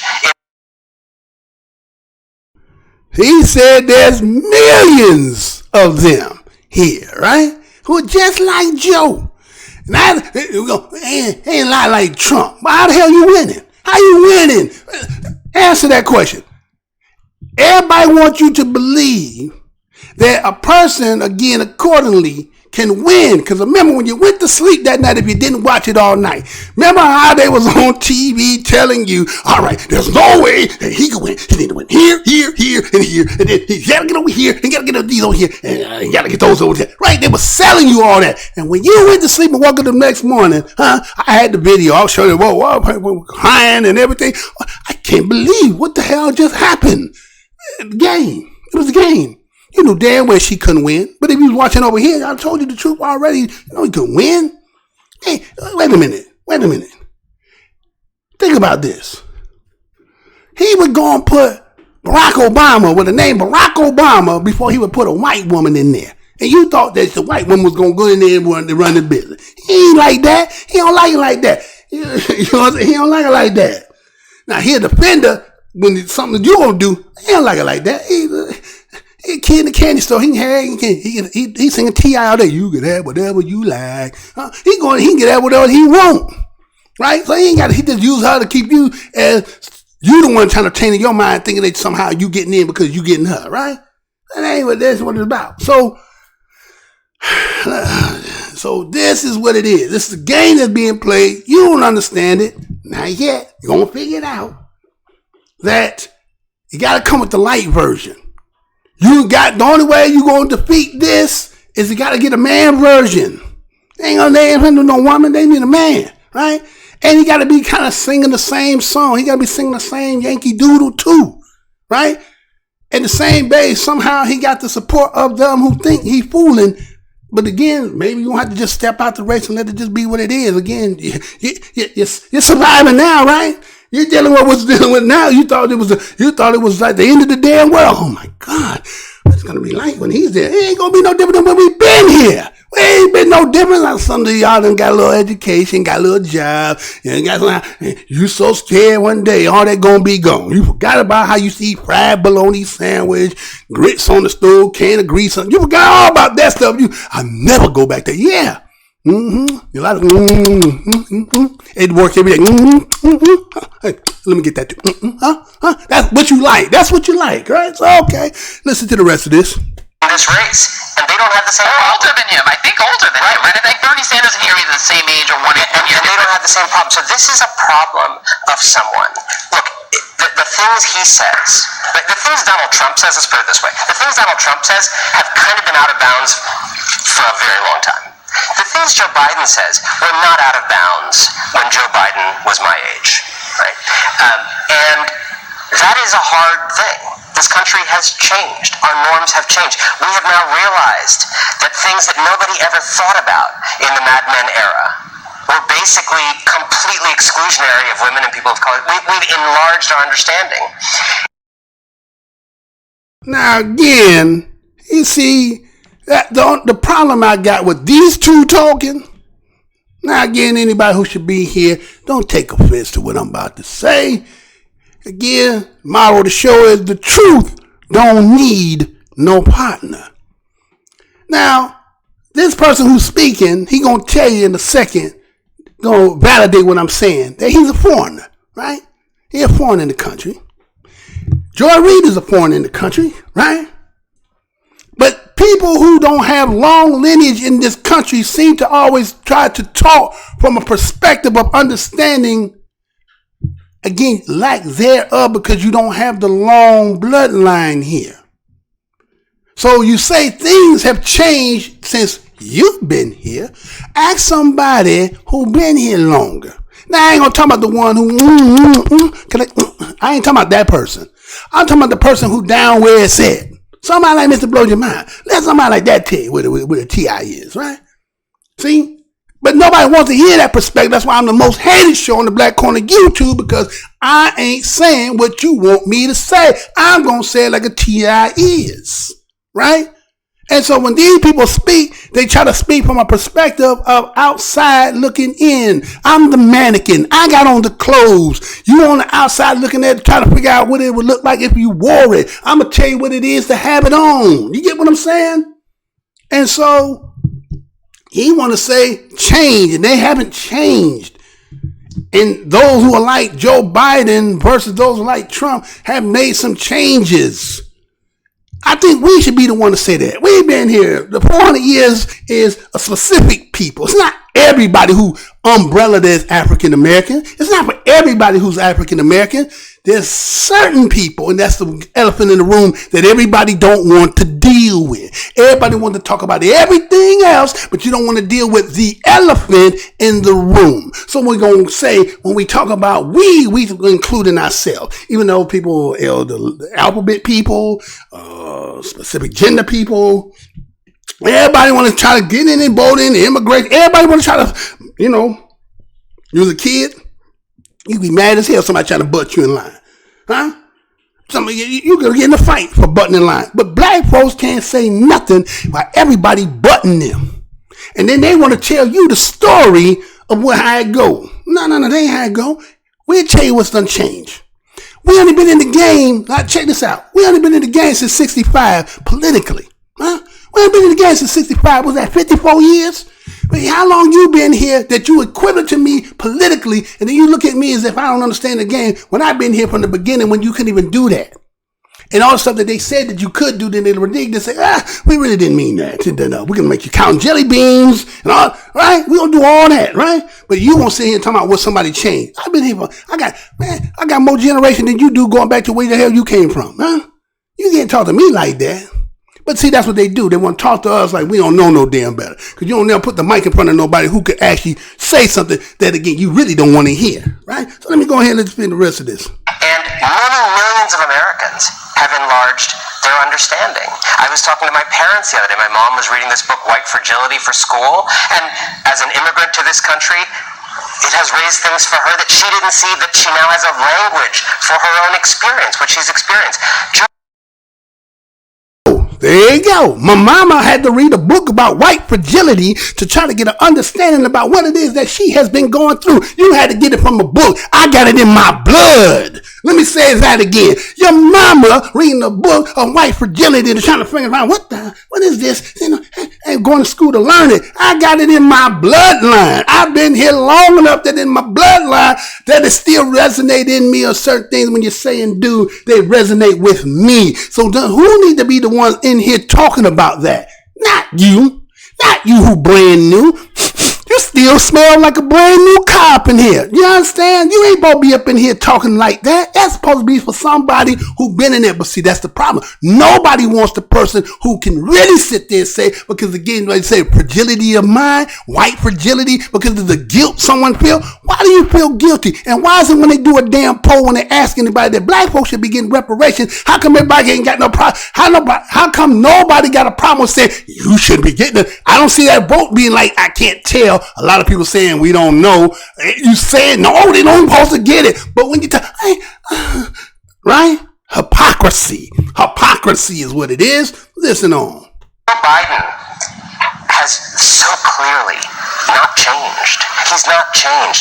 He is the person that we all know who is so steeped in the idea that Americanness means whiteness. His policies are great. His policies are fine. But that's not the issue here. This is someone who can't see. And when you are asked, 1 month after the 400-year anniversary of the first enslaved Africans coming to these shores, which is, by the way, in the New York Times in a prominent enough way that hopefully even Joe Biden saw it. When 1 month after that, you were asked, what do we do about that legacy? Since you, sir, made a comment 40 years ago saying you're not responsible for that. See? The elephant in the room. Everybody know, but everybody trying to act like they don't know. So what you do is you want to put the stigmatization on. Look at it, y'all messed up. You don't do nothing. He got this and that. As it's not systemic to any damn thing. So again, here's an individual who's running on a party that's supposedly be black people, supposed to be Democrats. I don't want to say how, but again, independent, you just pick according to who's on with your whatever your agenda is. But since that's a given, right? And again, what he just said, what you said 40 years ago, and then ask you today, what about how you feel about it and about this? Nobody wants to deal with it. Not even you, the one who's talking. Because again, your mama couldn't be here going to school reading a book about fragility. You understand?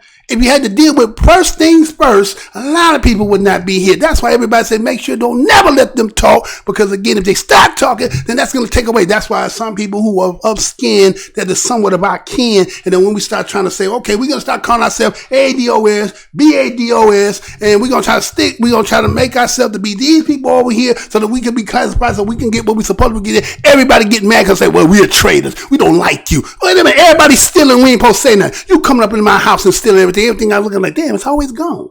Yeah, stop that. You were living up in there, man, but I ain't supposed to look at you and say you stealing stuff.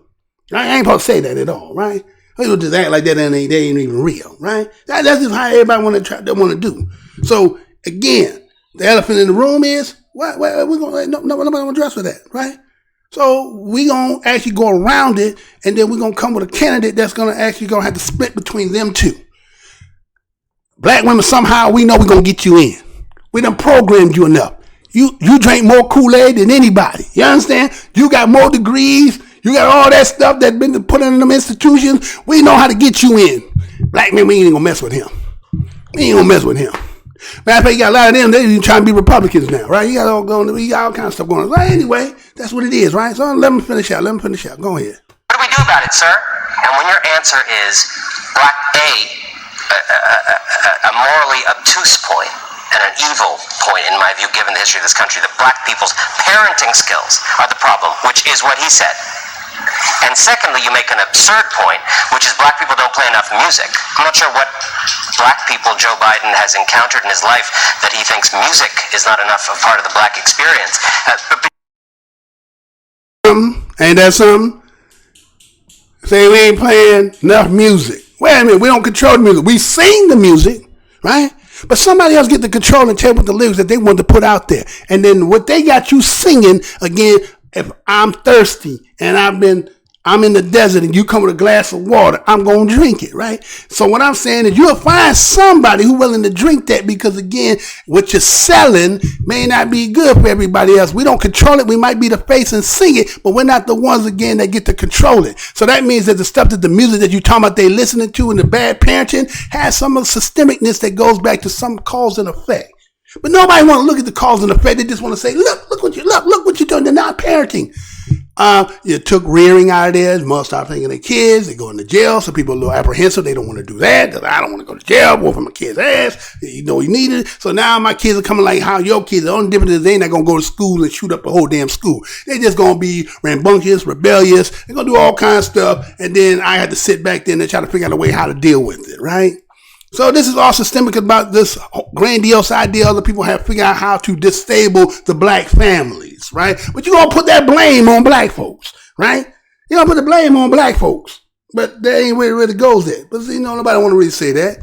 We're going to go move on. Come on, let these two tell you what it is. Between those two things and the rest of that rambling answer, this was not a story of just rambling and incoherence. This is a story of someone whose ideas belong back in the 1950s where they came from. Well, let me take that part of your point, the early part of your point, that there are a lot of people like Joe Biden out there in the world, which I think is true. And you know who really believes that?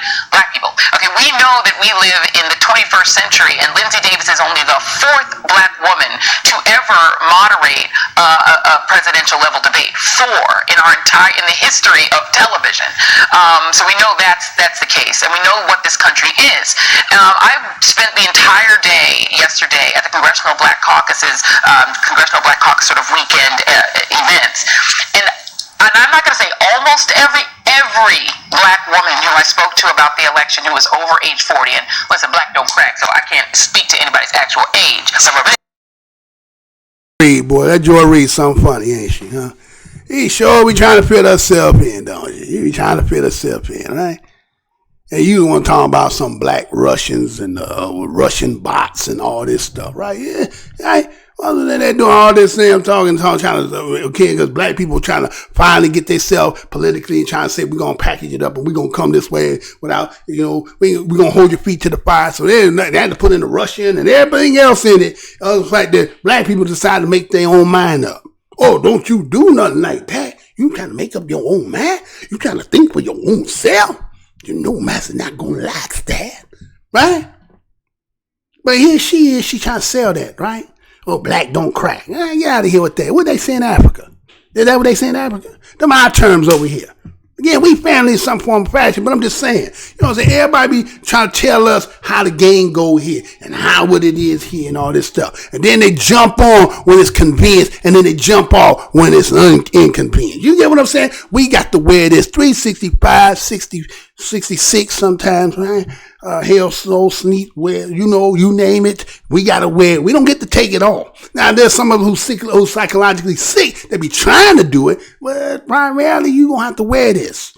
No matter if you try to go marry somebody outside of being who yourself is, and go try to be so highly educated to the way you would think that you someone you so high that everybody's too low. But again, when your ass get in trouble, you know where to come home to, don't you? Right? So keep going, Joy. Everybody who appeared to be right, all the grown folks that I spoke to, 100% were for Joe Biden. All of them. Some of them fervently for Joe Biden, and that's after the debate. The polling shows that Joe Biden, among African American voters, has nearly half, which is what you need to get the nomination. Black voters right now are the reason he's ahead. It is literally black voters who have him ahead. And I think that's partly because black voters don't have a lot of confidence in the electorate, who you said a lot of them have those same dings as Biden or sometimes Bernie Sanders has. Like, they have these dings that are generational about race. And say we got these things, ding, D-I-N-G, right? Ding. We have a history.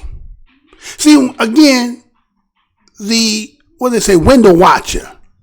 You're on the outside, looking at the mannequin and wondering what it is like to wear it. So it's easy to observe from outwardly, trying to assess something that you don't wear the clothes. So you say what is a thing is really the historical connection of the history that we all that are those who are part of that. That's what we're fighting in. That is the fight in here. Everybody else that come here, you're here because of some way to undermine. You know what I'm saying? You here just to undermine. Because, and actually, again, I ain't gonna tell you what I heard, I'm gonna tell you what I know. And the motto of the store, or the motto of the show is, the truth don't need no partner. Right? Truth being is, how is it that a people here have been fighting? You don't see African Americans, a big group anywhere else. You be seeing sprinkles and peoples, but you don't see no group. Right? We done came and been a whole group in a country. We don't do that. We been here fighting the fine fight. Those who still have that in them, right? But it's like everybody else can come from somebody like they just showing the flag. They were waving the flag. What is that? What was that? Hispanic Day, Spanish Day? What was that? They was flying the flag. I think that is just the most. That's like your neighbor just coming in the house and taking a shit in your toilet, and you coming in and saying, "You taking a shit in my damn toilet? You ain't even asked me and shit, man. Right? What kind of shit is this, right? You taking a shit in my damn house, right? Why you get the flag, your flag, and this ain't this? If that flag meant that much to you, where should you be at? If that flag mean as much as you say it do, then why do I see you in where I'm at? Because again, you ain't about that. Your people ain't you. I ain't gonna say your people, because the people that you left are still there dealing with it. We're talking about the ones that we get to see. You ain't about that. I know y'all trying to say, hey, come, education. I come here to escape oppression. Oh, really? Where do we get to go? Where we get to go? We get to go no damn where. How you get to leave? Huh? See? But that's just the truth. That's just the elephant in the room. So you help to undermine us in some sense. You get to help us. I know you don't think that. And you like the ideal of a melting pot. But again, when they wrote that, we was here, even though they didn't apply to us. But by the time we did all that fighting and dying and getting hung and stuff, but you get the benefit of it. See? So then I think it's incumbent that we get to talk. We get to say what it is, not you.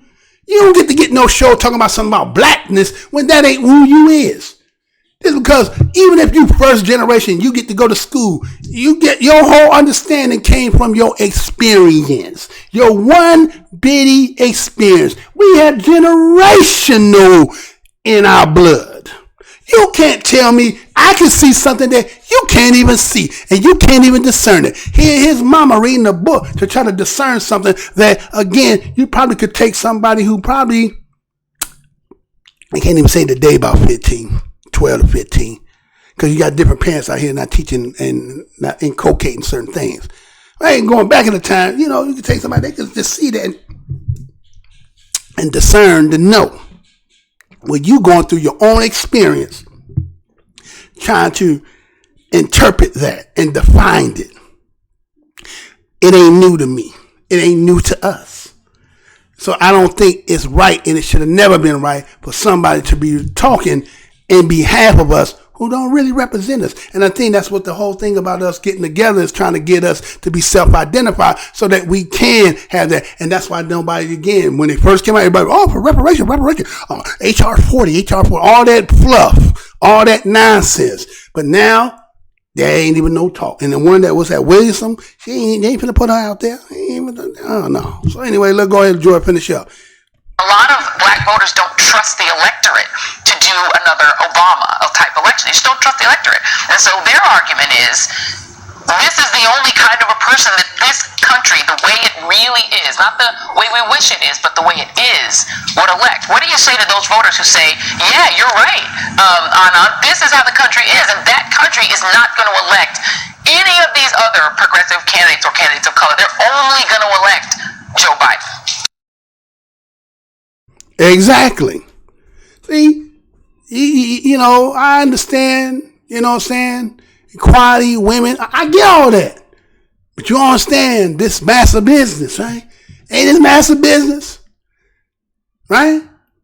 Look at in the day when there was all that, and there was women who had inherited a lot of property and slaves and all that stuff. What some slick white dude tried to do, he tried to marry so he can get in control of that. But then they had to make, you know, that's all that prenup and all that. That's where all that's designing from, right? To keep that, because he gonna slick in, because again, she got tangible, she got real things, but they ain't trying to really give her no power in this. So she been fighting to try to get keys to the master house too.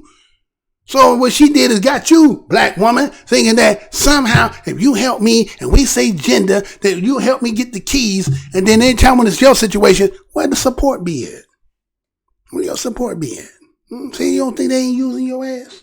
They using you too, right? And so they know they already got you in the bag. That's why I say people who supporting Biden, the black women, a lot of you probably supporting Michelle. And so if Joe Biden with Obama, so because of Michelle and so forth, you're trying to stay with that. And again, say, what other choice do I got here? You ain't going to vote for him, this one that's already in there. The other ones, again, she blew up because black, you know, Kamala Harris, all that talking about black. Now all of a sudden she is Asian, Indian now, right? What happened to the black part? A lot of commercials coming out, she Indian, Asian now. What happened to the black part? Oh, see, we read you right. See, everybody trying to make it like we trying to test her whether she's black or not. How come the commercials done change? If that ain't true what we've been saying, then why the commercials change? Answer that one for me. Anyway, moving on. Look, first of all, we are early in this race. No votes have been cast. And I think particularly with older voters of all races, frankly, with all voters actually, name recognition is an enormous advantage. And this early on in a race, someone who was the Vice President of the United States for 8 years, and by the way, a very loyal servant of the first black president in this country, a person who was a good man for that president, he's going to have this kind of support. The question is, what kind of support is he going to have a year from now? And the reality is the black community has been far more respectful of Joe Biden than Joe Biden has been of the black community. And this wasn't someone using a term wrong. We just have to be really clear. The whole trope for like all of American history, when you have asked questions about systemic racism, what has been done to black people for 400 years in this country, the basic trope of racism has always been what you are observing is actually their own fault. And on Thursday night, Joe Biden, who wants to be the president of the United States and run against a white nationalist, reprised that theme and basically blamed black people's parenting skills and lack of music for the legacy of slavery. He has to drop out. It is an important discussion. I'm glad that you were available to come on today because it's the pound cake speech, right? It's Paul Ryan saying it's the culture. This is the thing that happens a lot to black people. But I will submit again as I let you go. The question is going to be, how do you convince black voters, who, particularly black women voters, who are they are the most consistent and the most determined and most civically minded voters in America. They are going to vote. How do you convince them that the country is better than doing better than that? Because right now, I got to tell you, people are very cynical about this country and about what it's willing to do, and whether or not electing President Obama was a statement about what the country is, or about a moment when the country tried to be different, but really fundamentally is not different, which is why Trump is here. So it's a big question. So we'll have it again. Anand Girdadas, you're great. Thank you very much for being here. Thank you.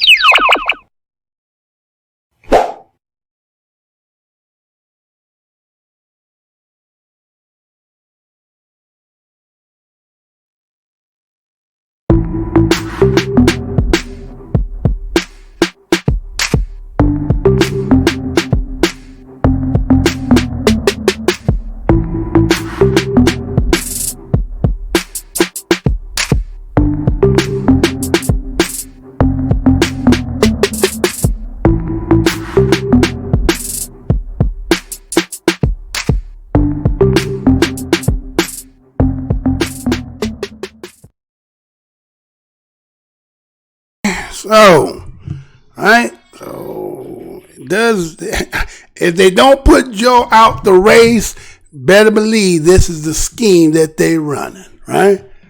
That they trying to appeal dog whistle to another side of that side, right? And they kind of say, well, we're going to use, fight between the immigrants and that one side, and what black women will come over here, and we won't deal with the rest of that elephant in the room business, right? That's the only way it's left. Otherwise, if not, that they know that's over with, right? So they're trying to salvage that. So again, take it for what you want, take it for what it is, right? I got one more before I get up out of here, right? Oh, okay. Oh, my sisters and them was up. Oh, okay, Marquise L, what's up, room? Sharon Washington was in the room. Peace, brother. Long time, no notification to join your chat. For the connection, brother. I was listening to your video about the ABA just after you mentioned that brother from Hampton University was selected to be president at Tuskegee. It became silence for 14 minutes. Right. I don't know if you're still in here or not, sister. Yeah, the other day when I did that video breaking down about what Jamil Hill had said was due to the fact that, I wanted to make the point to show that when people say historical black universities, they use that as to say that these universities are black. But again, when I brought out the Morrill Act, again, that was the foundation of where they came up with this, the funding that was going to get the land. Because remember, prior to in 1862, Lincoln was establishing them homestead, right? Which at that time we weren't considered emancipated yet. So those people got allotted all that land when we didn't get none. And then when 1890 came, that's when they started again trying to backtrack. So okay, well, we didn't give them nothing back in 62. So 90, what we're going to do is going to allot this territories, and then we're going to allow them. Because again, it was about trying to, have opportunities for education, so they still didn't want to integrate you, so they were trying to make these places that would be, facility for black folks, right? And so that was the Morrill Act that set that up, and then I just gave the history of the ABA, which was to make in reference to how what she's talking about college basketball, right? With college basketball, taking black players, take them out of the white universities and bring them to the HBCU would be kind of the same. The analogy I was using was ABA in the NBA. NBA was the original league, right? At that time. And because there was no real integration in the NBA, remember about the 60s was coming because all the turmoil and stuff, they created the ABA league. And in the ABA league, you know what I'm saying, you had Dr. J and a lot of them brothers. And again, like I was saying, what happened with the NBA was the whiff of the ABA was getting around white ears, right? It was, hey, there's a nigger that can jump from the free throw line, right? You know what I'm saying? Shit like that. Because the All-Star game starts from the ABA. 3-point come from the ABA, right? Brothers coming in there, froed up, gold up, you know what I'm saying? White folks are hearing that, seeing the amazement again, because let's think about this. If you came from where I come from, getting the playgrounds is where all this come from. Before there was an NBA and all this stuff, we seen all the talent in our communities. You know, that's where we was getting the talent. I mean, we was seeing it before it got a place to go and make them some money. So a white person, you could be talking about somebody in the community about, let's say, Dr. J. He never knew nothing about a Dr. J because that was only a myth to him. But it was a reality to you. But because the NBA, when they seen the ABA was competing, and again, a lot of people kind of think that this is free market in this country when it's really a monopoly. Like again, I think the analogy I had made is back in the day, they trying to kind of change it up now, but back in the days, if you remember, McDonald's be here, across the street would be Burger King, and up the street would be Kentucky Fried Chicken and some, maybe Brown's Chicken or something like that, right? So you thinking you actually got a selection, but again, remember I made the reference to Hobson choice, right? A Hobson choice was really a choice of no choice at all, right? And so that was what I'm not sure if you're still in here or not, sister, but again, just in case you come back and hear the replay, you'll hear that I'm trying to making that, but so they cut that 14 minutes is due to the simple fact that I showed how also Booker T. Washington was brought from Hampton and made the principal. So I was asking or making the insinuation was how could Tuskegee be, Booker T's if they got him as a principal? Now I know he did end up buying 100 acres of land and attaching it to it. But that would probably be the only person that I could see other than, again, there's 107 of them. So I don't know all the entirety of every history of it. But I'm just saying, taking black players and putting them into the HBCUs and again, it's about commercials, contracts, all that stuff. They're just like, hey, wait a minute. Them other companies are families to the same people who tied in with these institutions for NBA, NFL, and so forth. So they're not going to be like belly them up. They just make, okay, if you already got a problem, because remember I showed Obama the $300 million about the HBCUs. Matter of fact, that's the reason why, what's her name? I'll say Ponderosa. I'm going to say Ponderosa, but Omarosa, right? Omarosa got with Trump because, again, she's probably the one advocate about with the HBCUs. Remember all that whole stuff that was talking about them, the passes and all that old business? So if this was black-owned schools, and I showed you the breakdown between with a public school and a private college, a private college, you're getting your money from the government. So that's a public. So again, that go back from the Morrill. So again, when they just using that black HBCUs, them not really black school. They just saying that. Black folks don't really own them damn schools, don't really control none of that. You understand? Yes, curriculum. The people who in the institutions and the faces and so forth, but we talking about who really own it. So it's like Democrat and Republican. One bird, two wings. Ain't no difference between that wing and the other. It's the same damn thing. So that was what that was all about, if you should happen to hear the repeat of this, sister. So anyway. All right, so now I'm going to end with this here, a little history, right?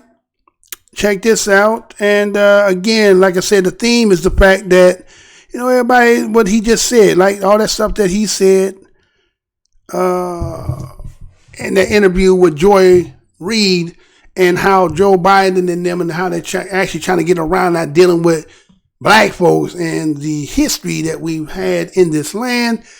And so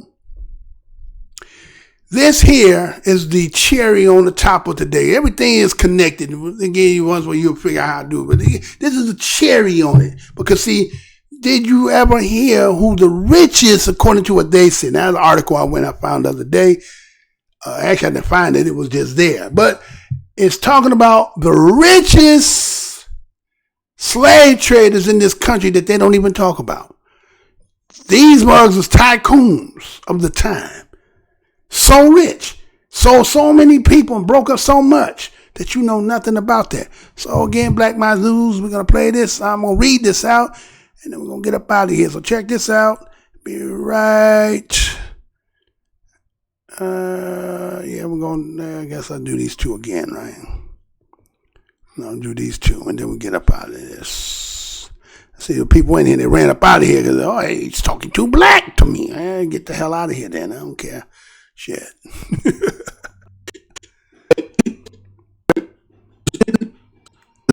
All right, hold on.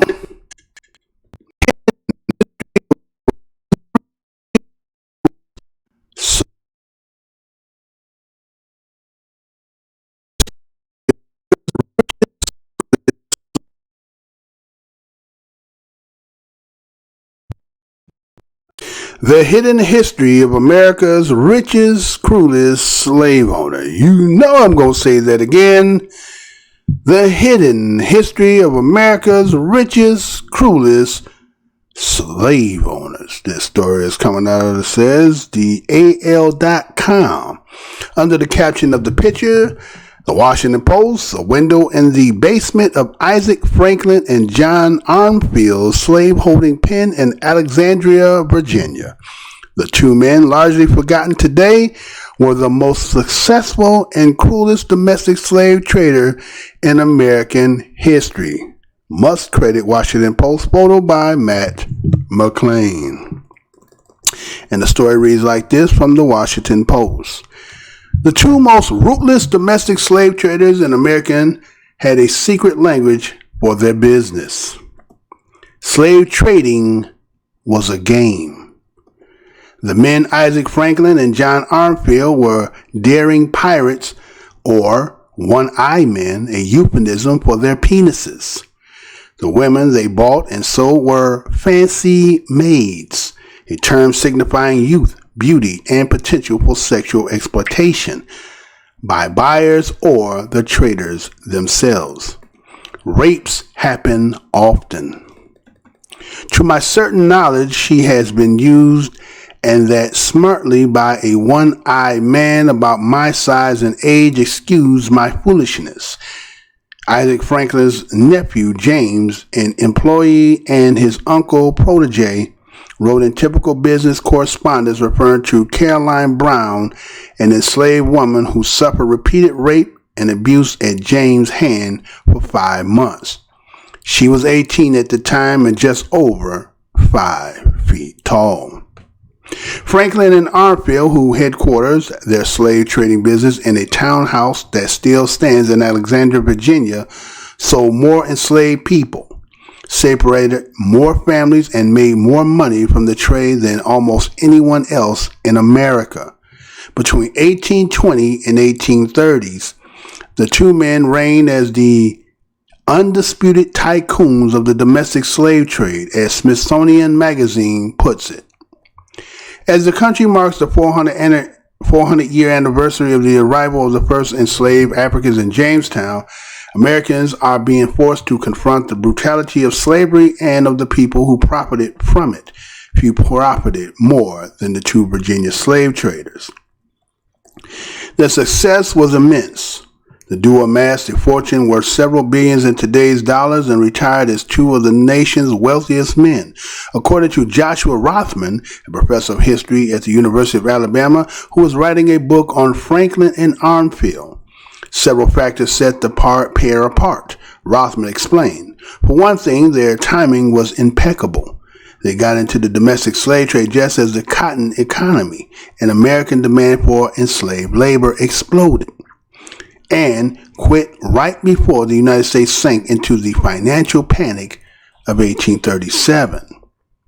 Their location was also prime, perched so that they could collect enslaved people from plantations across Virginia, Maryland, and send them on forced marches, and groups of several hundred known as coalfields or on tightly packed ships along Atlantic coast to the deep south. While their business strategies was not especially innovative, it was conducted on a scale bigger and better than anyone else. Rothman said Franklin and Armfield transported an estimate 10,000 enslaved people over the course of their careers, according to Rothman. There's the one who turned the business of selling humans from one part of the United States to another into a very modern, organized business. No longer just one trader who might move a few people from one plantation to another, said Maury D. McClinnis, a professor at the University of Texas at Austin who studied the cultural history of slavery. They created a modern machinery to support the business of human trafficking. That was possible largely because of traders' willingness to, usually cruel and heartless, even for a business built around the sale of human beings, as they committed atrocities they appear to relish.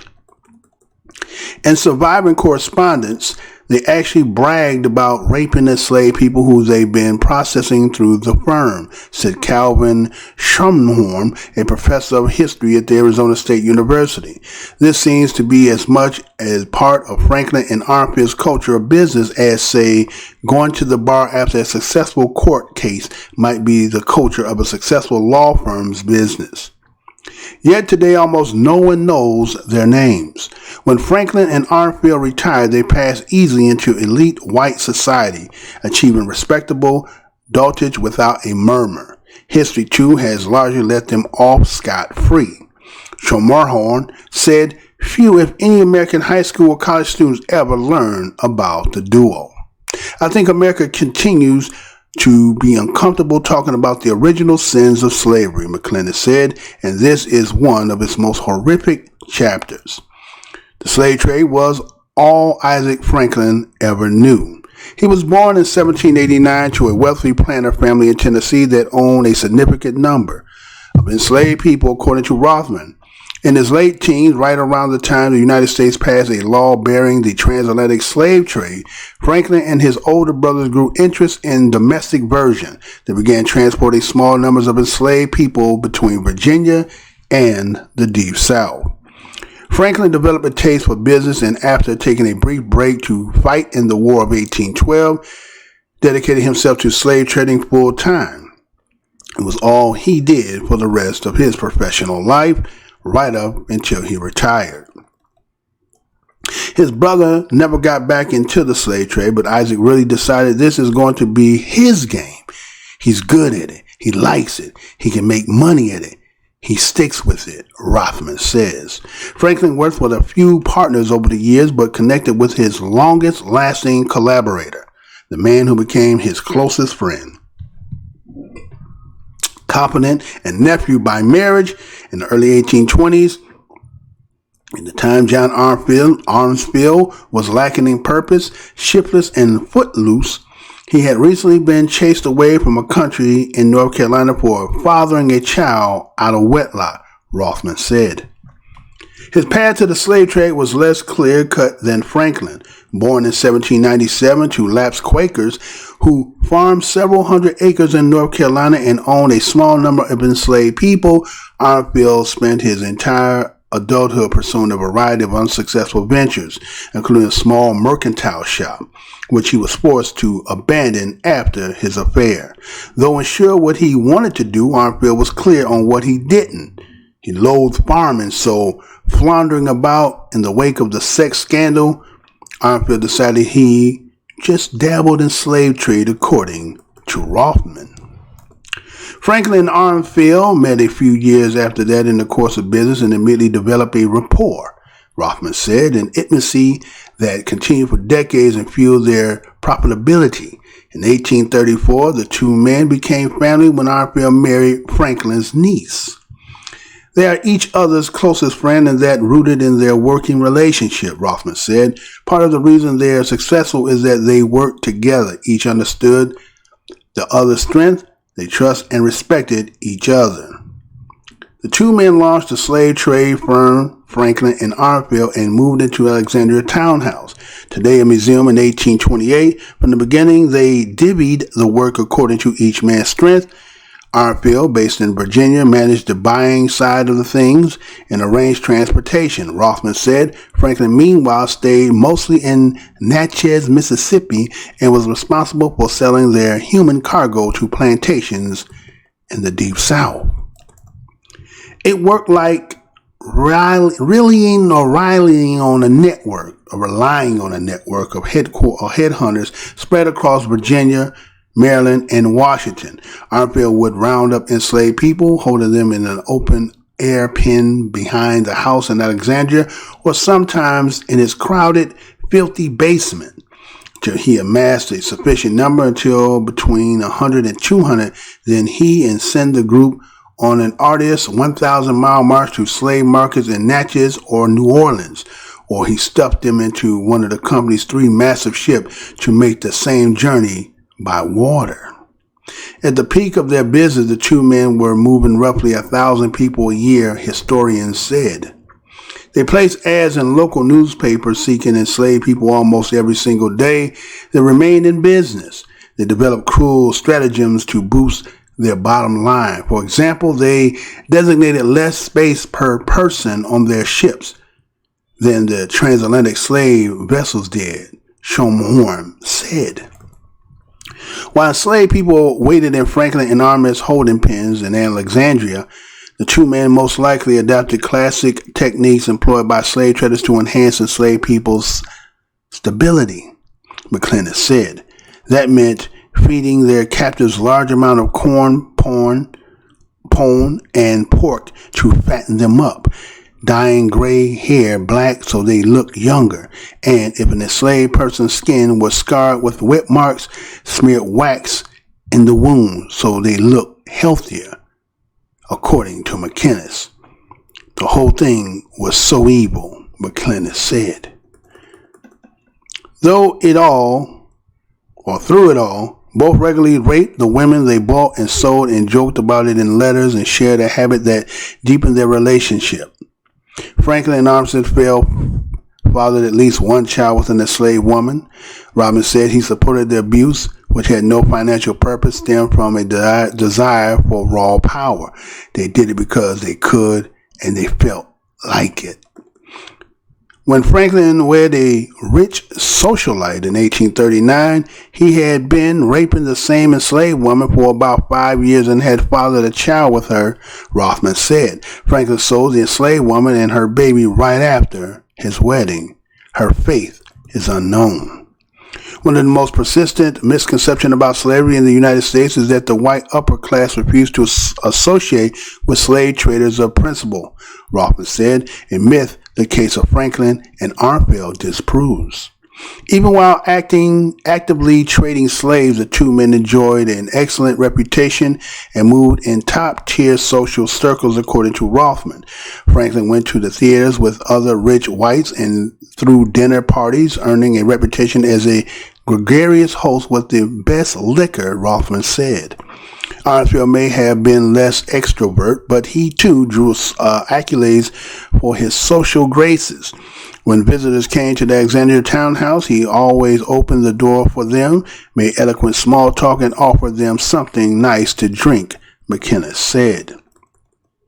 He was so smooth, he managed to impress even a New England abolitionist who visited Alexandria in the 1830s. The abolitionist, knowing full well Arnfield's profession, nonetheless wrote, "He's a man of lying personal appearance and engaging in graceful manner." Their good reputation persists after retirement. Franklin and Arnfield quit the business around 1837. Franklin, who was approaching in his 50s, was tired and didn't want to do it anymore. Rothman said Arnfield had no wish to continue without his longtime partner. Franklin divided his retirement between a large mansion he built in Tennessee and several Louisiana plantations he acquired over the course of his career. He willed away his final years managing his estate and spending time with his 3 children and wife, Delicia Hayes, whom records indicate he adored. Franklin died in 1846 of intestinal issues. Arnfield, meanwhile, purchased an old hotel in the Tennessee mountains and converted it into a luxury summer getaway for the wealthier. He ran it with great success in his final years, earning visits from very prominent people, including Archbishop and the mayor of Nashville, according to Rothman. Arnfield Hotel, which still stands, is used to host events including Methodist retreats. He died of old age in 1871. Arnfield's marriage never yielded any children, and Franklin's children with Hayes all died without producing offspring, according to Rothman. So the two men have no direct white descendants living today. Arnfield has at least one direct black descendant, Rodney Williams, who wrote about his heritage, which he said he discovered through DNA testing in an essay included in Slavery Descendants, published in May. A group of Franklin's indirect white descendants learned of their relationship to the slave trader a few years ago, and in 2018 donated money and relics to the Alexandria Museum located where their ancestors' business once stood. Neither Franklin nor Arnfield earned recrimination from their peers during their lifetime, and neither man felt the slightest remorse, according to their papers. It never occurred to them to think slavery might be bad. Slavery is what made their society work. It made them rich. It was given that that was what black people were for. Rothman said, there's no indication anywhere in the record that they felt guilty over what they did. Rothman is one of the small handful now fighting to remember the two men who arguably served as the founding fathers of American domestic slave trade. He became interested in Franklin and Arnfield after perceiving a relative paucity of books of articles about the duo, what he called a gaping hole in all of the literatures of the slave trade. It's been 6 years since Rothman began his research, crisscrossing the country to scour old documents such as property transactions in Louisiana, court sales in Mississippi, ship manifests in Alexandria. Sometimes he finds it difficult to keep going. He is loath to spend yet another day probing the dark activities and dark minds of Franklin and Arnfield. Then he remembered why he wanted to write the book. People are still talking about how the slave trade was marginal. Slave traders were these ostracized dirtbags, and slaveholders only bought and sold people when they had to, Rothman said. Those kinds of stubborn myths, they need demolition.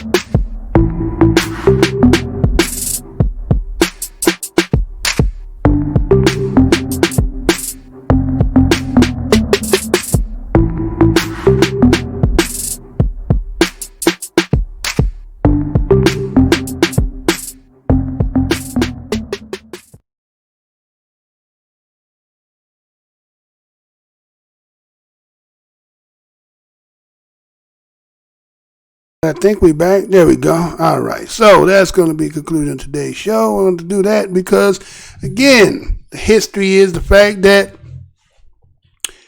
is hidden. They don't really talk about that, which who benefit. It's like today we act as if the people who, and they're only going to give you two, right? They're going to talk about there's only two people in history that were the tycoons of the entire slavery in the United States. What about the rest of the people? You mean to tell me that the people that we see today, none of them don't benefit, are the beneficiaries of what had transpired? Again, like we the only people here from that time.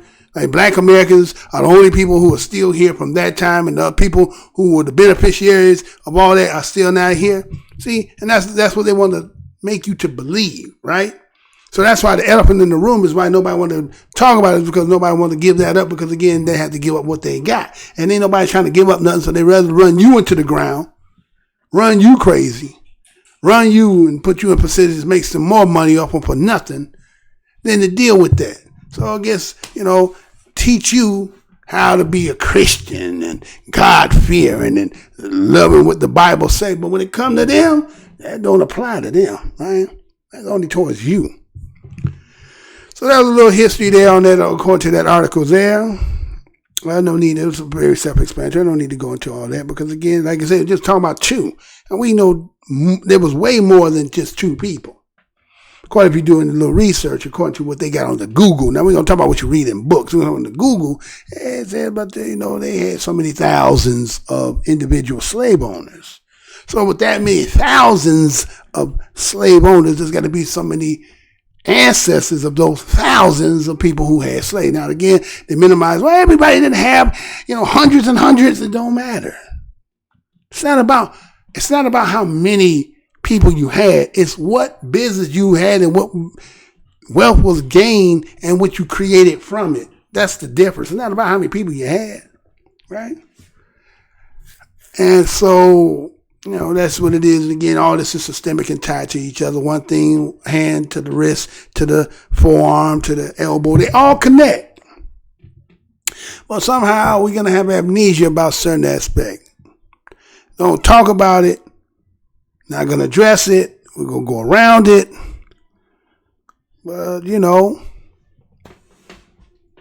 it's just the nature and the spirit of where we live at. So, we're gonna call that for what it is for today, and see everybody's up out of here. So I see there's one person set up here, but if it ain't YouTube itself, we're gonna go ahead and because I gotta go and get some meat, right?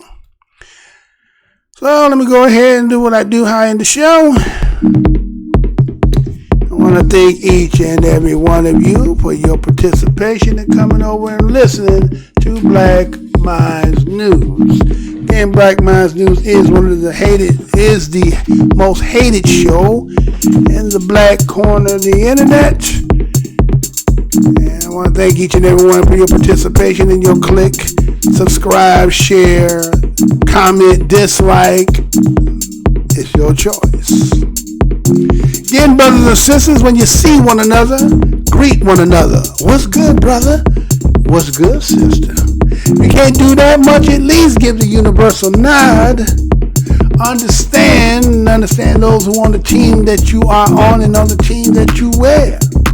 Yes, allies are good, but you got to ask your allies certain questions. One would be, if shit and when shit get hot, are you still gonna be in the frying pan with me?